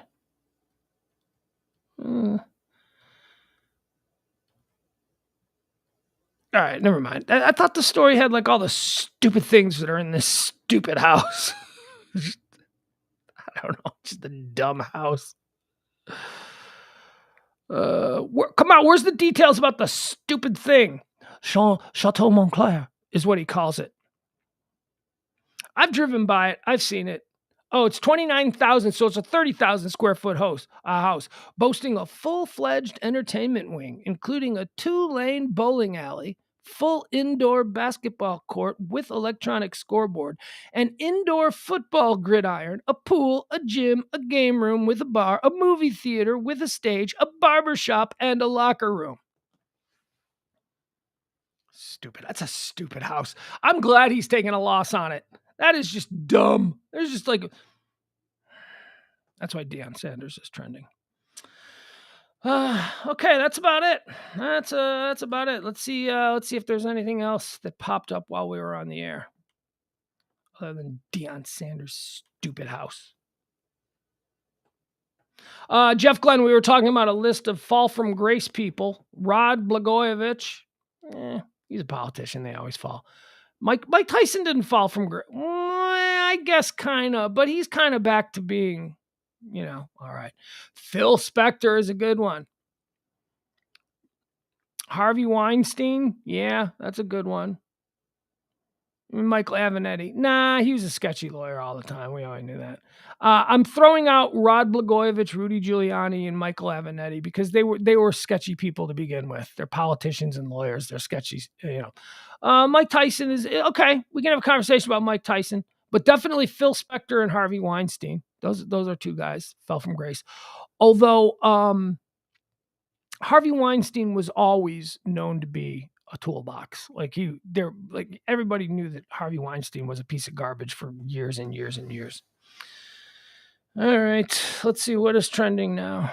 Negan is trending from The Walking Dead. That guy's scary. The Walking Dead spawns 5th spinoff, Isle of the Dead, following Maggie and Negan. What are you going to try and turn Negan into a good guy, or did he turn into a good guy? I bailed on Walking Dead after 5 seasons or something. I don't know. But Negan was pretty awesome as a bad guy. We're not talking about former Attorney General Barr. Kyle Van Noy is trending. The Patriots are releasing him. There's Von Miller is trending. More football news. Von Miller took to his Instagram on Monday and teased a potential reunion with the Broncos. Good for him. Good for him. That would be great. That would be great. Von Miller is a Bronco. And I'm glad he went to the Rams for half a season and he got a Super Bowl ring. Good for him. Now go back to the team. That's fine. If I was a Broncos fan and, I had Von Miller Broncos jersey and all that, I'd be like, all right, dude, go ahead. You go off to Los Angeles. We're not winning anything this year here in Denver. You go off there, you get your title, and then you come back. Although you're going to get a satisfied Von Miller. He's not going to be hungry anymore because he's already got one. Yeah, he had one. He had one with the Broncos. I don't know. I'll have to think that one through. Bill Cosby is trending. Venezuela is trending. Alexander Vindman is trending. Nobody cares. Mick Fleetwood is still trending because Harry Styles. I'm Harry Styles. I've got a beauty line, and here's the face of my beauty line. Ladies and gentlemen, Mick Fleetwood. That's just crazy. That's funny to me. That is funny to me. Okay, so it doesn't, nothing else good is trending. Yeah, Jennifer Blair Martin says no OJ on the fall from grace list. Yeah, well, OJ and Bill Cosby were the two that started the fall from grace list. I said that, yeah, before Bill Cosby, OJ was like the biggest fall from grace. But yeah, it's definitely, yeah. He's a initial Hall of Fame fall from grace class member. He went in the first class with Bill Cosby. Can't really think of any other fall from grace guys that were people. That's hard. O.J. Simpson was beloved. He really was. He was like really likable, and he was in every TV commercial, Monday Night Football, Nordberg, and the Naked Gun movies. Oh, that guy's so funny, but also such a great football player. What a wonderful person O.J. Simpson. And then he becomes O.J. Simpson, the one we know now. Same with Bill Cosby. Bill Cosby, I think, is even bigger than O.J. Simpson, because to learn that Cliff Huxtable is a date rapist and is drugging women, and that's a big one. But OJ's bad. Matt Lauer. That's a very good one, Leslie. Matt Lauer certainly belongs in the fall from grace list. Wow. Yeah, that's good. Matt Lauer's good. I hadn't even thought about that. Who else? We could probably pull a bunch if we're going to really drill down into the Me Too people, the people who got Me Too'd. Louis C.K. was a big one. Louis C.K. was about as hot a commodity in the world of comedy, writing, directing, filmmaking, producing. He was as hot as they came, and then nothing. And then it all went away. Louis C.K. Kanye West has a good chance, says Ross Rubio. Yeah, Pee-wee, not Pee-wee, because honestly, now in 2022, when we look back on what Pee-wee had, it's not, that's terrible. Pee-wee didn't hurt anybody. Pee-wee didn't, but I see what you're saying. He's definitely scandalized. Pee-wee was just scandalized. Same with Al Franken. Al Franken didn't do anything. And I resist putting politicians in this list. That's why I didn't include Rudy Giuliani or Blagojevich, because the politicians they're already sketchy. You got to be sketchy to be a politician. Hold on a second. All right, so let me talk about that. This was trending over the weekend. I saw it over the weekend, so I wanted to talk about it. Although I don't know how well I'm going to be able to talk about this. I don't, because I've been going around. I've been thinking about it. Oh, wait a second. Al Franken is trending right now. He just popped up trending. Let's see why he's trending.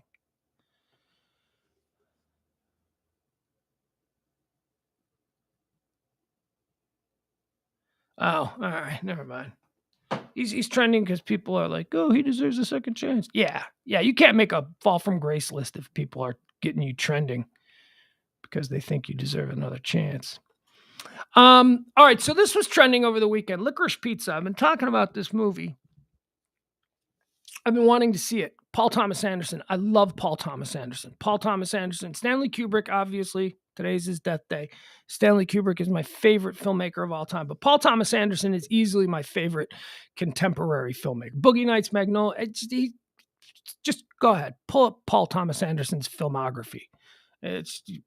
You could just stop at Boogie Nights and Magnolia. But his new one is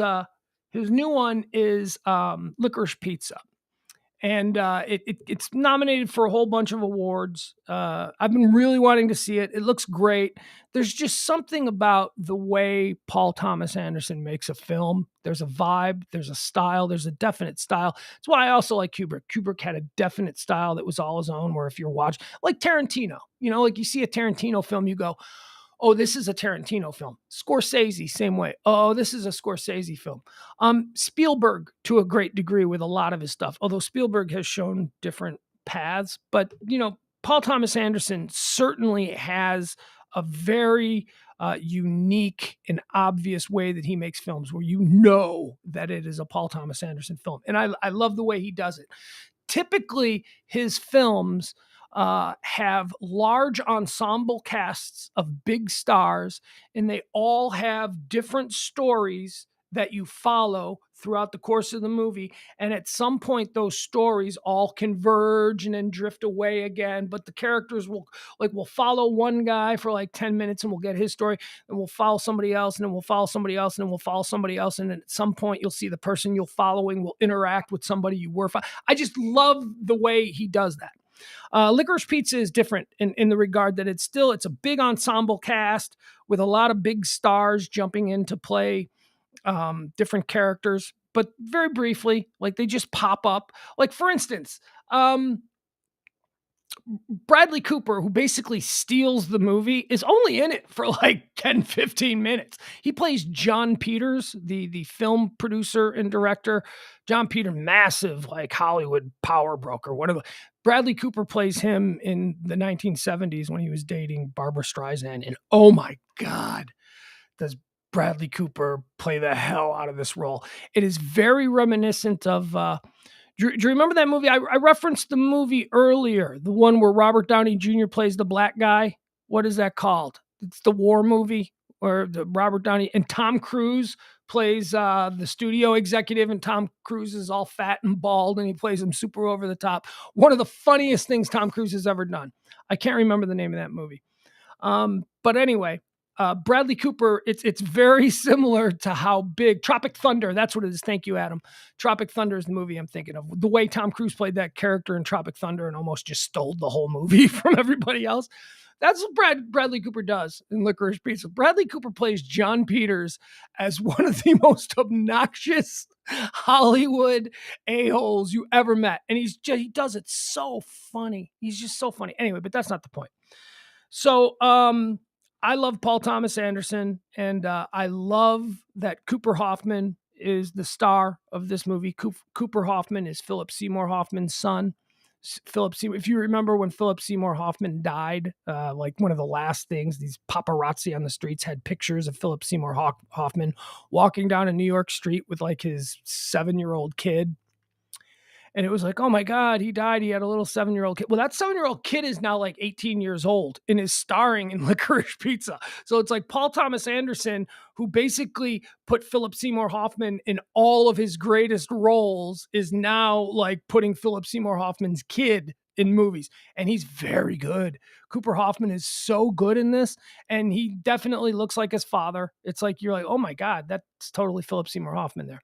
And then Alana Haim, from the band Haim, I don't even know that she's necessarily an actress. She's more famous for her band with her sisters, Haim. She plays the other lead role. She's fantastic in this. So Cooper Hoffman and Alana Haim, they play these two characters. It's 1970s, like early 1970s. She's 25, he's 15. And he basically just spends the whole movie hitting on her, like trying to get her to date. And she's like, you're 15, I can't date you. So that's why it was trending. It's trending because people are like, I don't know why people are celebrating this movie. That boy was a victim. He was only 15 years old, which is just so maddening because they obviously didn't see the movie. Because, yeah, on paper, if we're connecting the dots, it is an inappropriate relationship. If in fact there is a relationship, see the movie. That's what I mean. See the movie. It's not like there's this long porn adjacent sex scene between Alana Haim and Cooper Hoffman. That doesn't, just watch the movie. Anyway, that's why I was trending. It's trending because people like to be upset. People like to find things to be outraged about as a victim. Oh, stop it. At any rate, the movie is a true story. Sorta. It is the story of, well, here, let me pull it up. So all of the people in this movie, Licorice Pizza, are all based on real people, like real celebrities, right? Like real, it's a snapshot of a time in Hollywood, the 1970s. And the star is the lead character, Cooper Hoffman, plays a guy by the name of Gary Valentine. Okay, he's a young 15-year-old actor, entrepreneur. So he's 15 years old, but he may as well be a 50-year-old man. He is like, he's got 3 businesses going. He's making money. He's making moves. He's got uber confidence. He's like, he's not a 15-year-old kid. He's not riding, he's not, making cherry bombs and, that. No, he is like a 15-year-old kid who is light years beyond every other 15-year-old kid. And that's the point of it, that he's like this grown-ass man stuck in this 15-year-old body, and he falls in love with a 25-year-old woman played by Alana Haim. Anyway, that character of Gary, here, we'll go to the cast and I'll tell you who everybody is and who they're supposed to be. That character is based on Gary Valentine, the character he plays, is based on Gary Goetzman. Gary Goetzman is a super producer in Hollywood. He's one of Hollywood's most successful. He's Tom Hanks's producing partner. So he's done everything from Philadelphia, Apollo 13. Gary Goetzman is a very important guy. And Gary Goetzman is friends with Paul Thomas Anderson. They're buddies. I don't know whether they golf or whatever, but they're buddies. And every time they would get together, Gary Goetzman would tell these crazy stories about when he was a kid in Hollywood, trying to break into Hollywood. And so Paul Thomas Anderson wrote this movie. This movie, Licorice Pizza, is basically the story of Gary Goetzman, the super producer, and they just changed some of the names. And they changed some of the names, but yet they keep some of the names normal. Like, for instance, Bradley Cooper plays John Peters, and they don't change the name. It's just John Peters. You know who I am? I'm John Peters. You know who I'm dating? Barbara Streisand. It's like totally, so, that. But then, like, I'll give you an example of how weird this is. Christine Ebersol. When Gary Goetzman was like 15 years old, he was in a Lucy movie. Lucille Ball made a movie, right? And he was one of the kids in the movie. So that they show that. So Lucy is in this movie. But Lucy is called Lucy Doolittle. But it's obviously Lucille Ball, right? And it's the same name of the movie. They actually name checked the actual Lucille Ball movie. But they changed Lucille Ball's name to Lucy Doolittle.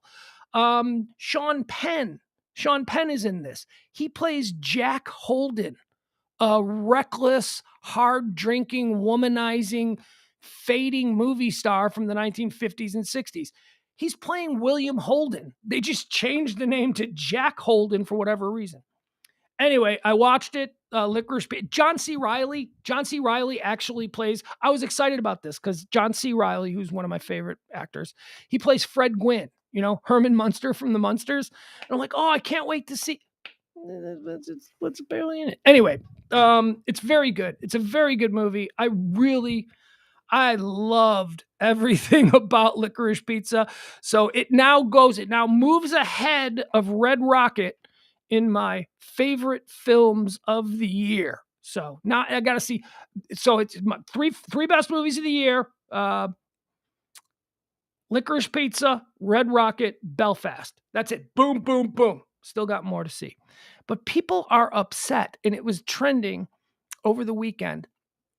People are upset because they're like, she's a 25-year-old woman, and he's a 15-year-old boy. And I'm like, you didn't see the movie, did you? Because first of all, he's just a 15-year-old boy who's so confident that he thinks he's got a shot with a 25-year-old woman. So he's giving her every rap. He's throwing every game down. He's like hitting on her, and she's not going for it. But how could they make a movie about a relationship? Because their relationship, they became friends. Whether or not it turns into, you got to watch the movie. You will just watch. That's what I'd say. I watch the movie. But I don't understand why these people are acting like this is that's sexual exploitation of a child. Gary Valentine in this movie is not a child. I don't care if he's 15 years old. He is not a child. He is 15 years old. He owns a PR company. He is an actor. He travels around the world doing movies with Lucille Ball. He owns, did I mention the PR? He owns a PR company. He owns a waterbed company. He is not a 15-year-old kid, okay? He drinks. He walks into bars, and all these bars serve him because he owns the PR company that runs their.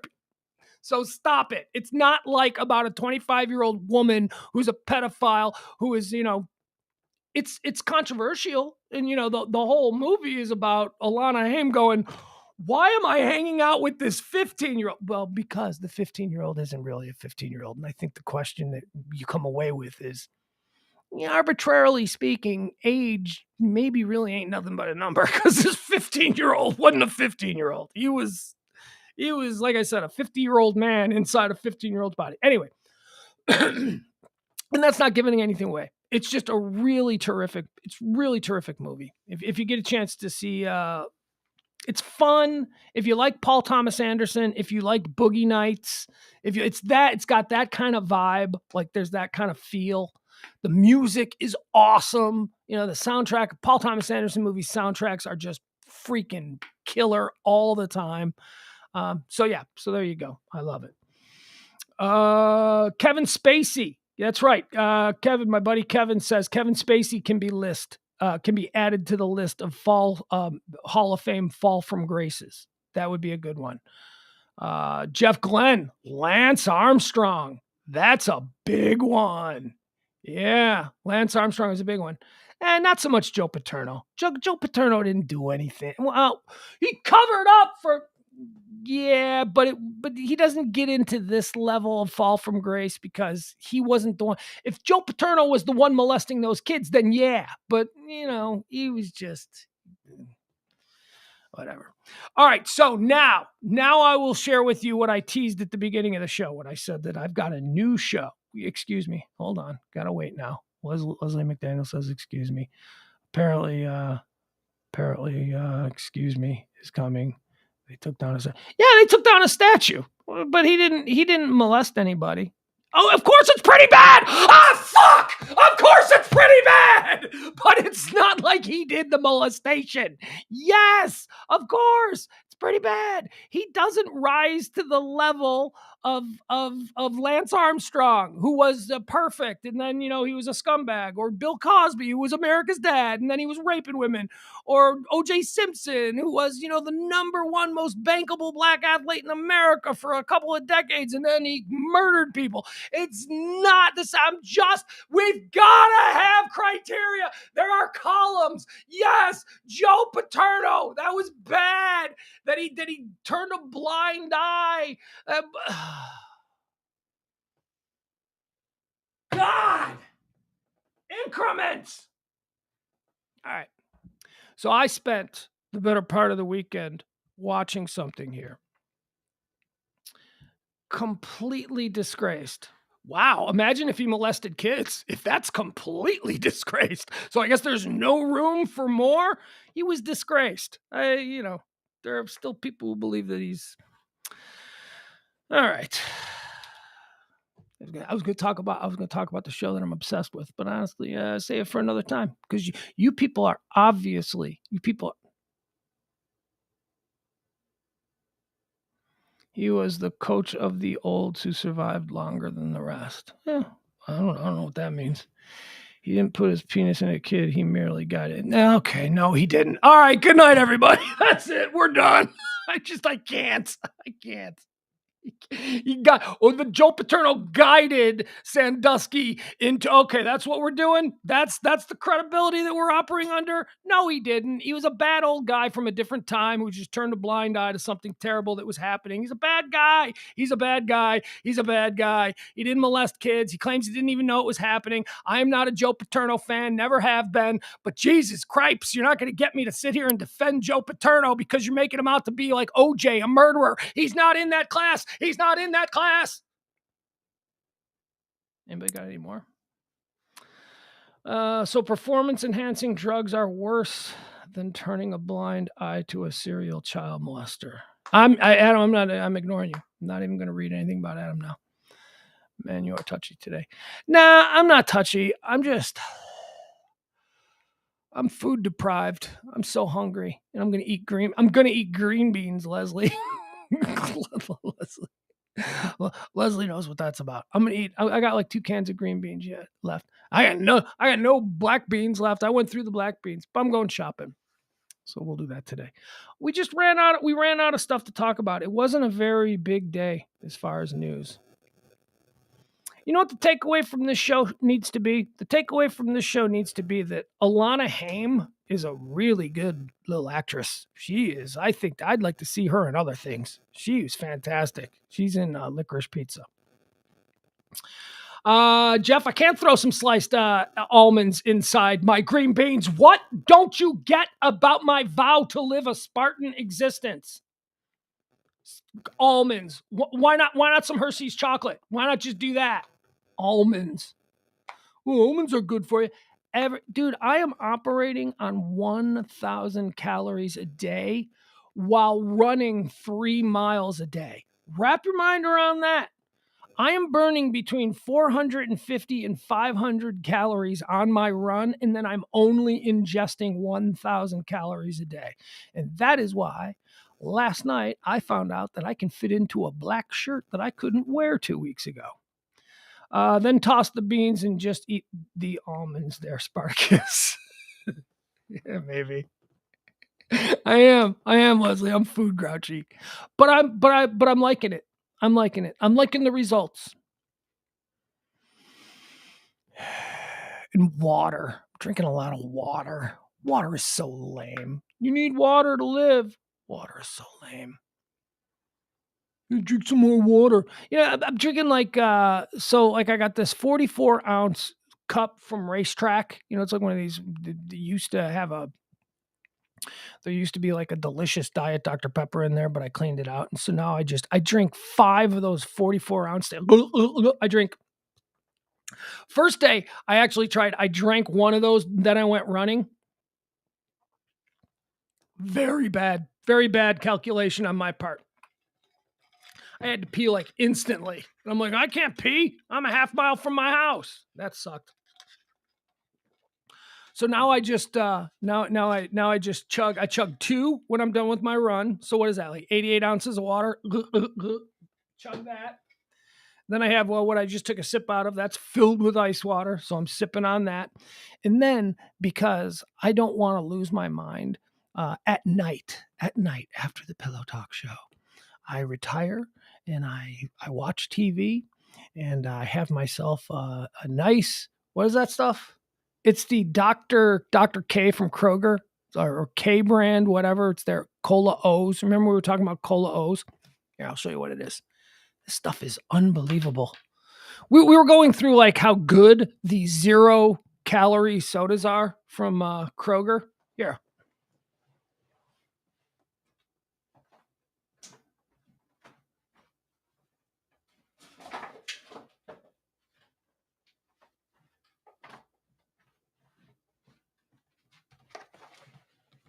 Okay. All right. So we were talking about how good these are. They are so good. Oh, God. Here comes Adam. Adam, tell me what's healthy. I know what's healthy. I know how much water I'm supposed to drink, and I'm not exceeding it. All right. So this stuff here, we know about this stuff. This stuff is amazing. This stuff is it's the exact same thing. It's the Diet Dr. It's called Dr. Pepper Zero. It's the exact same thing. This stuff is amazing.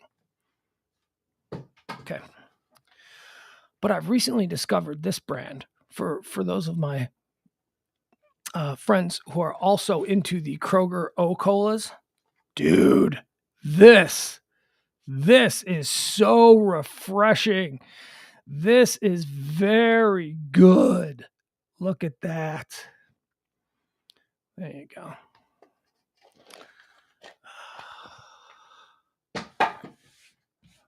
Okay. I'm actually not drinking enough water, but okay, that's fine. That's fine. Based on my height and weight and all of that. But that's okay. I'm not gonna let Adam Reyna upset me today with his constant corrections. Everything is, yeah, but no, disagree, you're wrong. Here's why. No, very, very rarely is Adam, I agree with you. What an interesting thought. It's just always like, but we need that. I need that in my life. I need that. All right, so you know what I'm watching? I'll end with this. You people don't care. You people don't care. Everybody's ganging up on me now. Like, I need this from you. Everybody's all ganging up on me. Jeff, the citrus drop stuff is like a yellow. It's like Sprite. It's like the same color as Sprite, but it's so good. It is really good. 0 calorie, so refreshing, so crisp. It's just like, I could drink that. That's good. So I'm just going to add that to my list of really good Cola O's at Kroger. You know what I've been watching? Have any of you guys ever watched that Netflix reality series? What's it called? I don't even know what it's called. I've ripped through a season and a half in like the last 5 days. What's it called?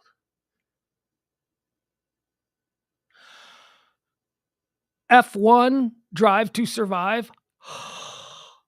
Have you guys seen this reality show about Formula One racing on Netflix? You don't even have to like Formula One race. Yeah, you do. Well, I mean, I don't really like Formula One racing. I mean, I'm familiar with it and I've got some slight knowledge of it. I think it's fancy. I think it's cool. You know, like I think it's like NASCAR. NASCAR is kind of like buy your Joe, you know, and all that kind of stuff. But like Formula One racing is like supermodels and European royalty, and you know, they race at Monaco and they are on yachts and all this. Very cool. Very, very cool. So I started watching it. Somebody told me something. Like, you got to look for this in this. So just watch a couple episodes. So I was like, all right, there's nothing on. So I watched like season 1, episode 1 of F1 Drive to Survive. It hooked me, man. It hooked me. I love these sports reality shows. This happened to me before with the stuff that Netflix does on Premier League soccer. I like ripped through all the Premier League soccer. I don't know anything about Premier League soccer, but they're so good at creating the drama. I think it's the same people who do Hard Knocks. I do. I think it's because the Hard Knocks series on the NFL was always so good, not because of football, but because of the way they were able to frame individual storylines and really tweak up the drama so that you were hooked. You were like, oh, now I got to know how he does. They did this with Formula One car racing, and I am a junkie for this show now. I can't believe it took me this long to watch it. I mean, I'm a sort of a fan of Formula One. When I was a little kid, you know, my uncle was a race car driver, and he worked in Formula One for a bunch of years, and then he came to America and worked in GTP and IMSA prototypes and all that. So I was always familiar, and I always knew who James Hunt was, and I knew who Ayrton Senna was, and, you know, Michael Schumacher, but I didn't know Lewis Hamilton, who is like the highest paid athlete in the world. I didn't really know much about Lewis Hamilton. I didn't. I was just like, yeah, he's a race car driver, right? Highest paid athlete in the world, Lewis Hamilton. He makes like $1 billion a year just to drive a car really fast. Well, now I know all about Lewis Hamilton. And let me tell you, Lewis Hamilton is now my favorite athlete on the planet. I love Lewis Hamilton because of this stupid F1 Drive to Survive show that's on Netflix. It's so good. I also have a favorite. Any of you guys out there, if you're into F1, you know, Formula One driving, Lewis Hamilton, obviously, you know, he's like the Michael Jordan of the sport. Here's what's interesting about Lewis Hamilton. The first and the only black Formula One car driver in history. There has never been a black guy in a Formula One race car in history. Never. He's the first. He's the first black Formula One driver in history. And oh yeah, it's not even a conversation. He's the Michael Jordan of Formula One car racing. Nobody is ever going to be better than Lewis Hamilton, the highest paid athlete. It's really good. It's really dramatic. It's really good. But other than Lewis Hamilton, I like Danny Ricciardo. He drives for Renault. Well, I'm only in season 2, so I don't know. Does he still drive for Renault? I don't know. But I like the Australian Daniel Ricciardo. He's funny. He's nice. He seems like such a cool guy. Here's the other thing about Formula One drivers. If you're a guy who looks like me, you just watch this going, how is it that a sport can have nothing but male models? They are all male models. Every single one of these F1 drivers is like a 10. If like on the guy scale 1 to 10, you know, girls are going, every F1 driver is a freaking 10. I'm like, oh, there's another good looking guy. There's another good looking guy. Oh, he's even better looking than that guy. I don't know. So that's how I spent my weekend. I got totally caught up in that stupid Netflix series F1 Drive to Survive. And again, I tell you, you don't even necessarily have to be a fan of F1, although I promise you, you will be. You will be after like 2 episodes because it's so dramatic. It is so it's great. That's it. I got nothing else. I got to go shopping, and then I got like a season and a half of Drive to Survive that I still got to watch. Yes. Yeah, Ricky Ricardo's son.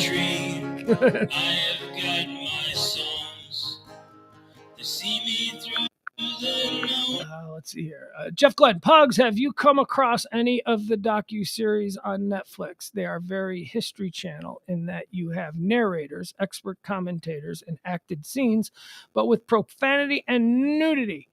I've seen one about pirates and another about the Roman Empire. Yeah, I watch pretty much every docuseries. I've seen them. I've seen them all.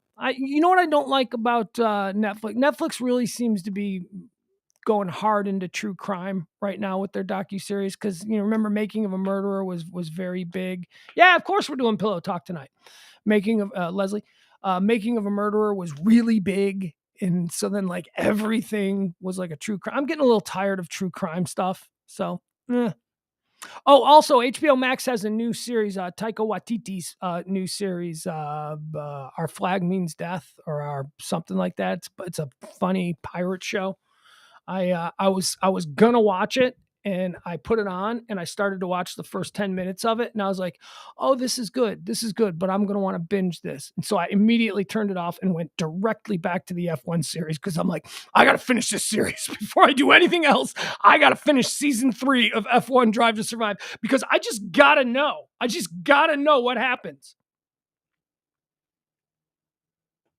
Of course, we're doing Pillow Talk tonight.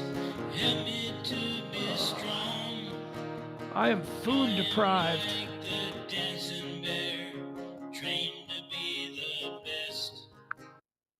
I talked like about 4 things, Jeff. You watched about 3 minutes of what? Our Flag Means Death or F1 Drive to Survive? Which one? I'll wait.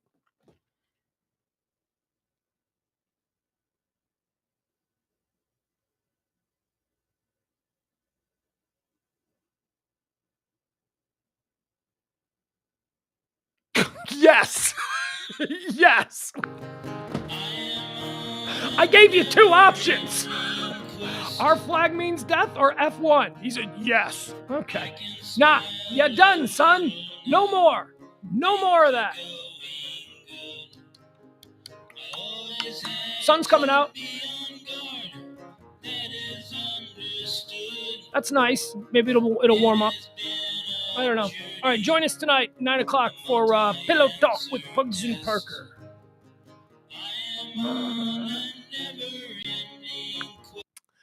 I really feel like today didn't pay off. I feel like there wasn't like a whole bunch of really interesting stuff that was happening in the world, and that it was just kind of even in like the history of today. There was only like 3 things that I felt were worth mentioning. Ugh.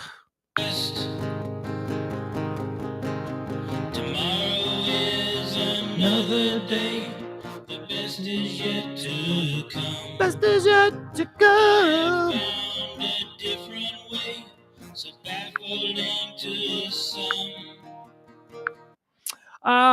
It's only 43 here, Leslie. So it's like 13 degrees. It's cold, but the sun's out, so that's good. That's a thing. I have got an old guitar. Love you, Adam. Best to your lovely family. I don't need no 401.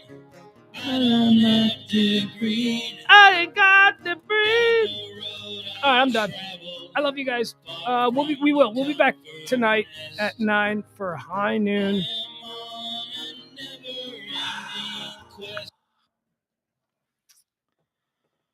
Do you know what I would give for like 2 Big Macs and a large fry? It is going to take. I say that because I just got a thing on I might be on a diet, but I haven't gotten rid of my McDonald's app on my phone. And it's 2 for 1 Big Macs and a free large fry. God, hard being fat with no Willpower. Tomorrow is another day. The best is yet to come. I have found a different way, so baffling to some. I can smile a little now. Things are going good. Going good, y'all. I always had to be on All right, guard. I'm gone. I love you guys. We'll see you tonight at 9 o'clock for Pugs and Parker. Down the road I'll travel, far from the comfort nest. Comfort nest, love. Never-ending quest. I am on a never-ending quest. Oh, wait a second, you guys. Oh, man, I got to tell you about something. Oh, boy. So on my runs, typically I listen to a number of some of my favorite podcasts that I get off the Radio Misfits podcast platform, which might I suggest Nick DiGiulio? Might I suggest just go look. You find what you want. Somebody sent me this thing. They said a buddy of mine in Chicago. He said, "Hey, I found this podcast. Listen to it and tell me what you think. Tell me if you think it's well done or not." And it's a podcast called Shock Jocks: The Rise and Fall of the Opie and Anthony Show. And I listened to it this weekend. It's like 4 hours. I think it's like 5 different episodes, 4 hours. And I reached out to Opie and I'm like, dude, I just listened to this thing. I go, what do you think? I go, what do you think of it? And he's like, well, you told me what you think of it. And like, I told him, I was like, man, I thought it was really well done. And I thought that it really, and so we had, I won't share what our little conversations about it were, but suffice it to say, I'm comfortable suggesting it to you guys. It is really interesting. It is like a 5-hour docuseries. Like if it was on Netflix, if it was a Netflix series, I'd be like, oh, you got to see this, but it's not. You listen to it. So for me, it's like during all my runs this weekend, I was like, ooh, I got to get to the next episode. It starts out with, how they began as Anthony being just a caller who wrote a parody song to Opie's radio show, all of the controversies like in Boston and New York. And then like the last 2 episodes are about the fallout in the end. And it is fascinating. It is really, really fascinating. I thought it was pretty well done. So I would suggest that might be a fun listen if any of you have a long car ride and are interested in shock jockery. I always say, oh, I love those guys, but the truth of the matter is I don't love those guys. I don't. I love Ope. That's Team Ope. He's the one that was the pro. He's the one who held it all together. He's the one who did all the deals. He's the one who's responsible for their success as far as, financial security that they both enjoy. And, there was a crazy person in the room, and that's all. That's all I'll say about it. But it's very good. Bye, everybody. Love you.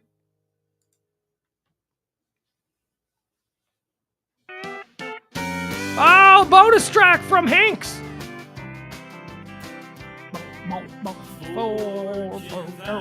Dang-a-lang, dang-a-lang, dang-a-lang, ding-dong, dang-a-lang.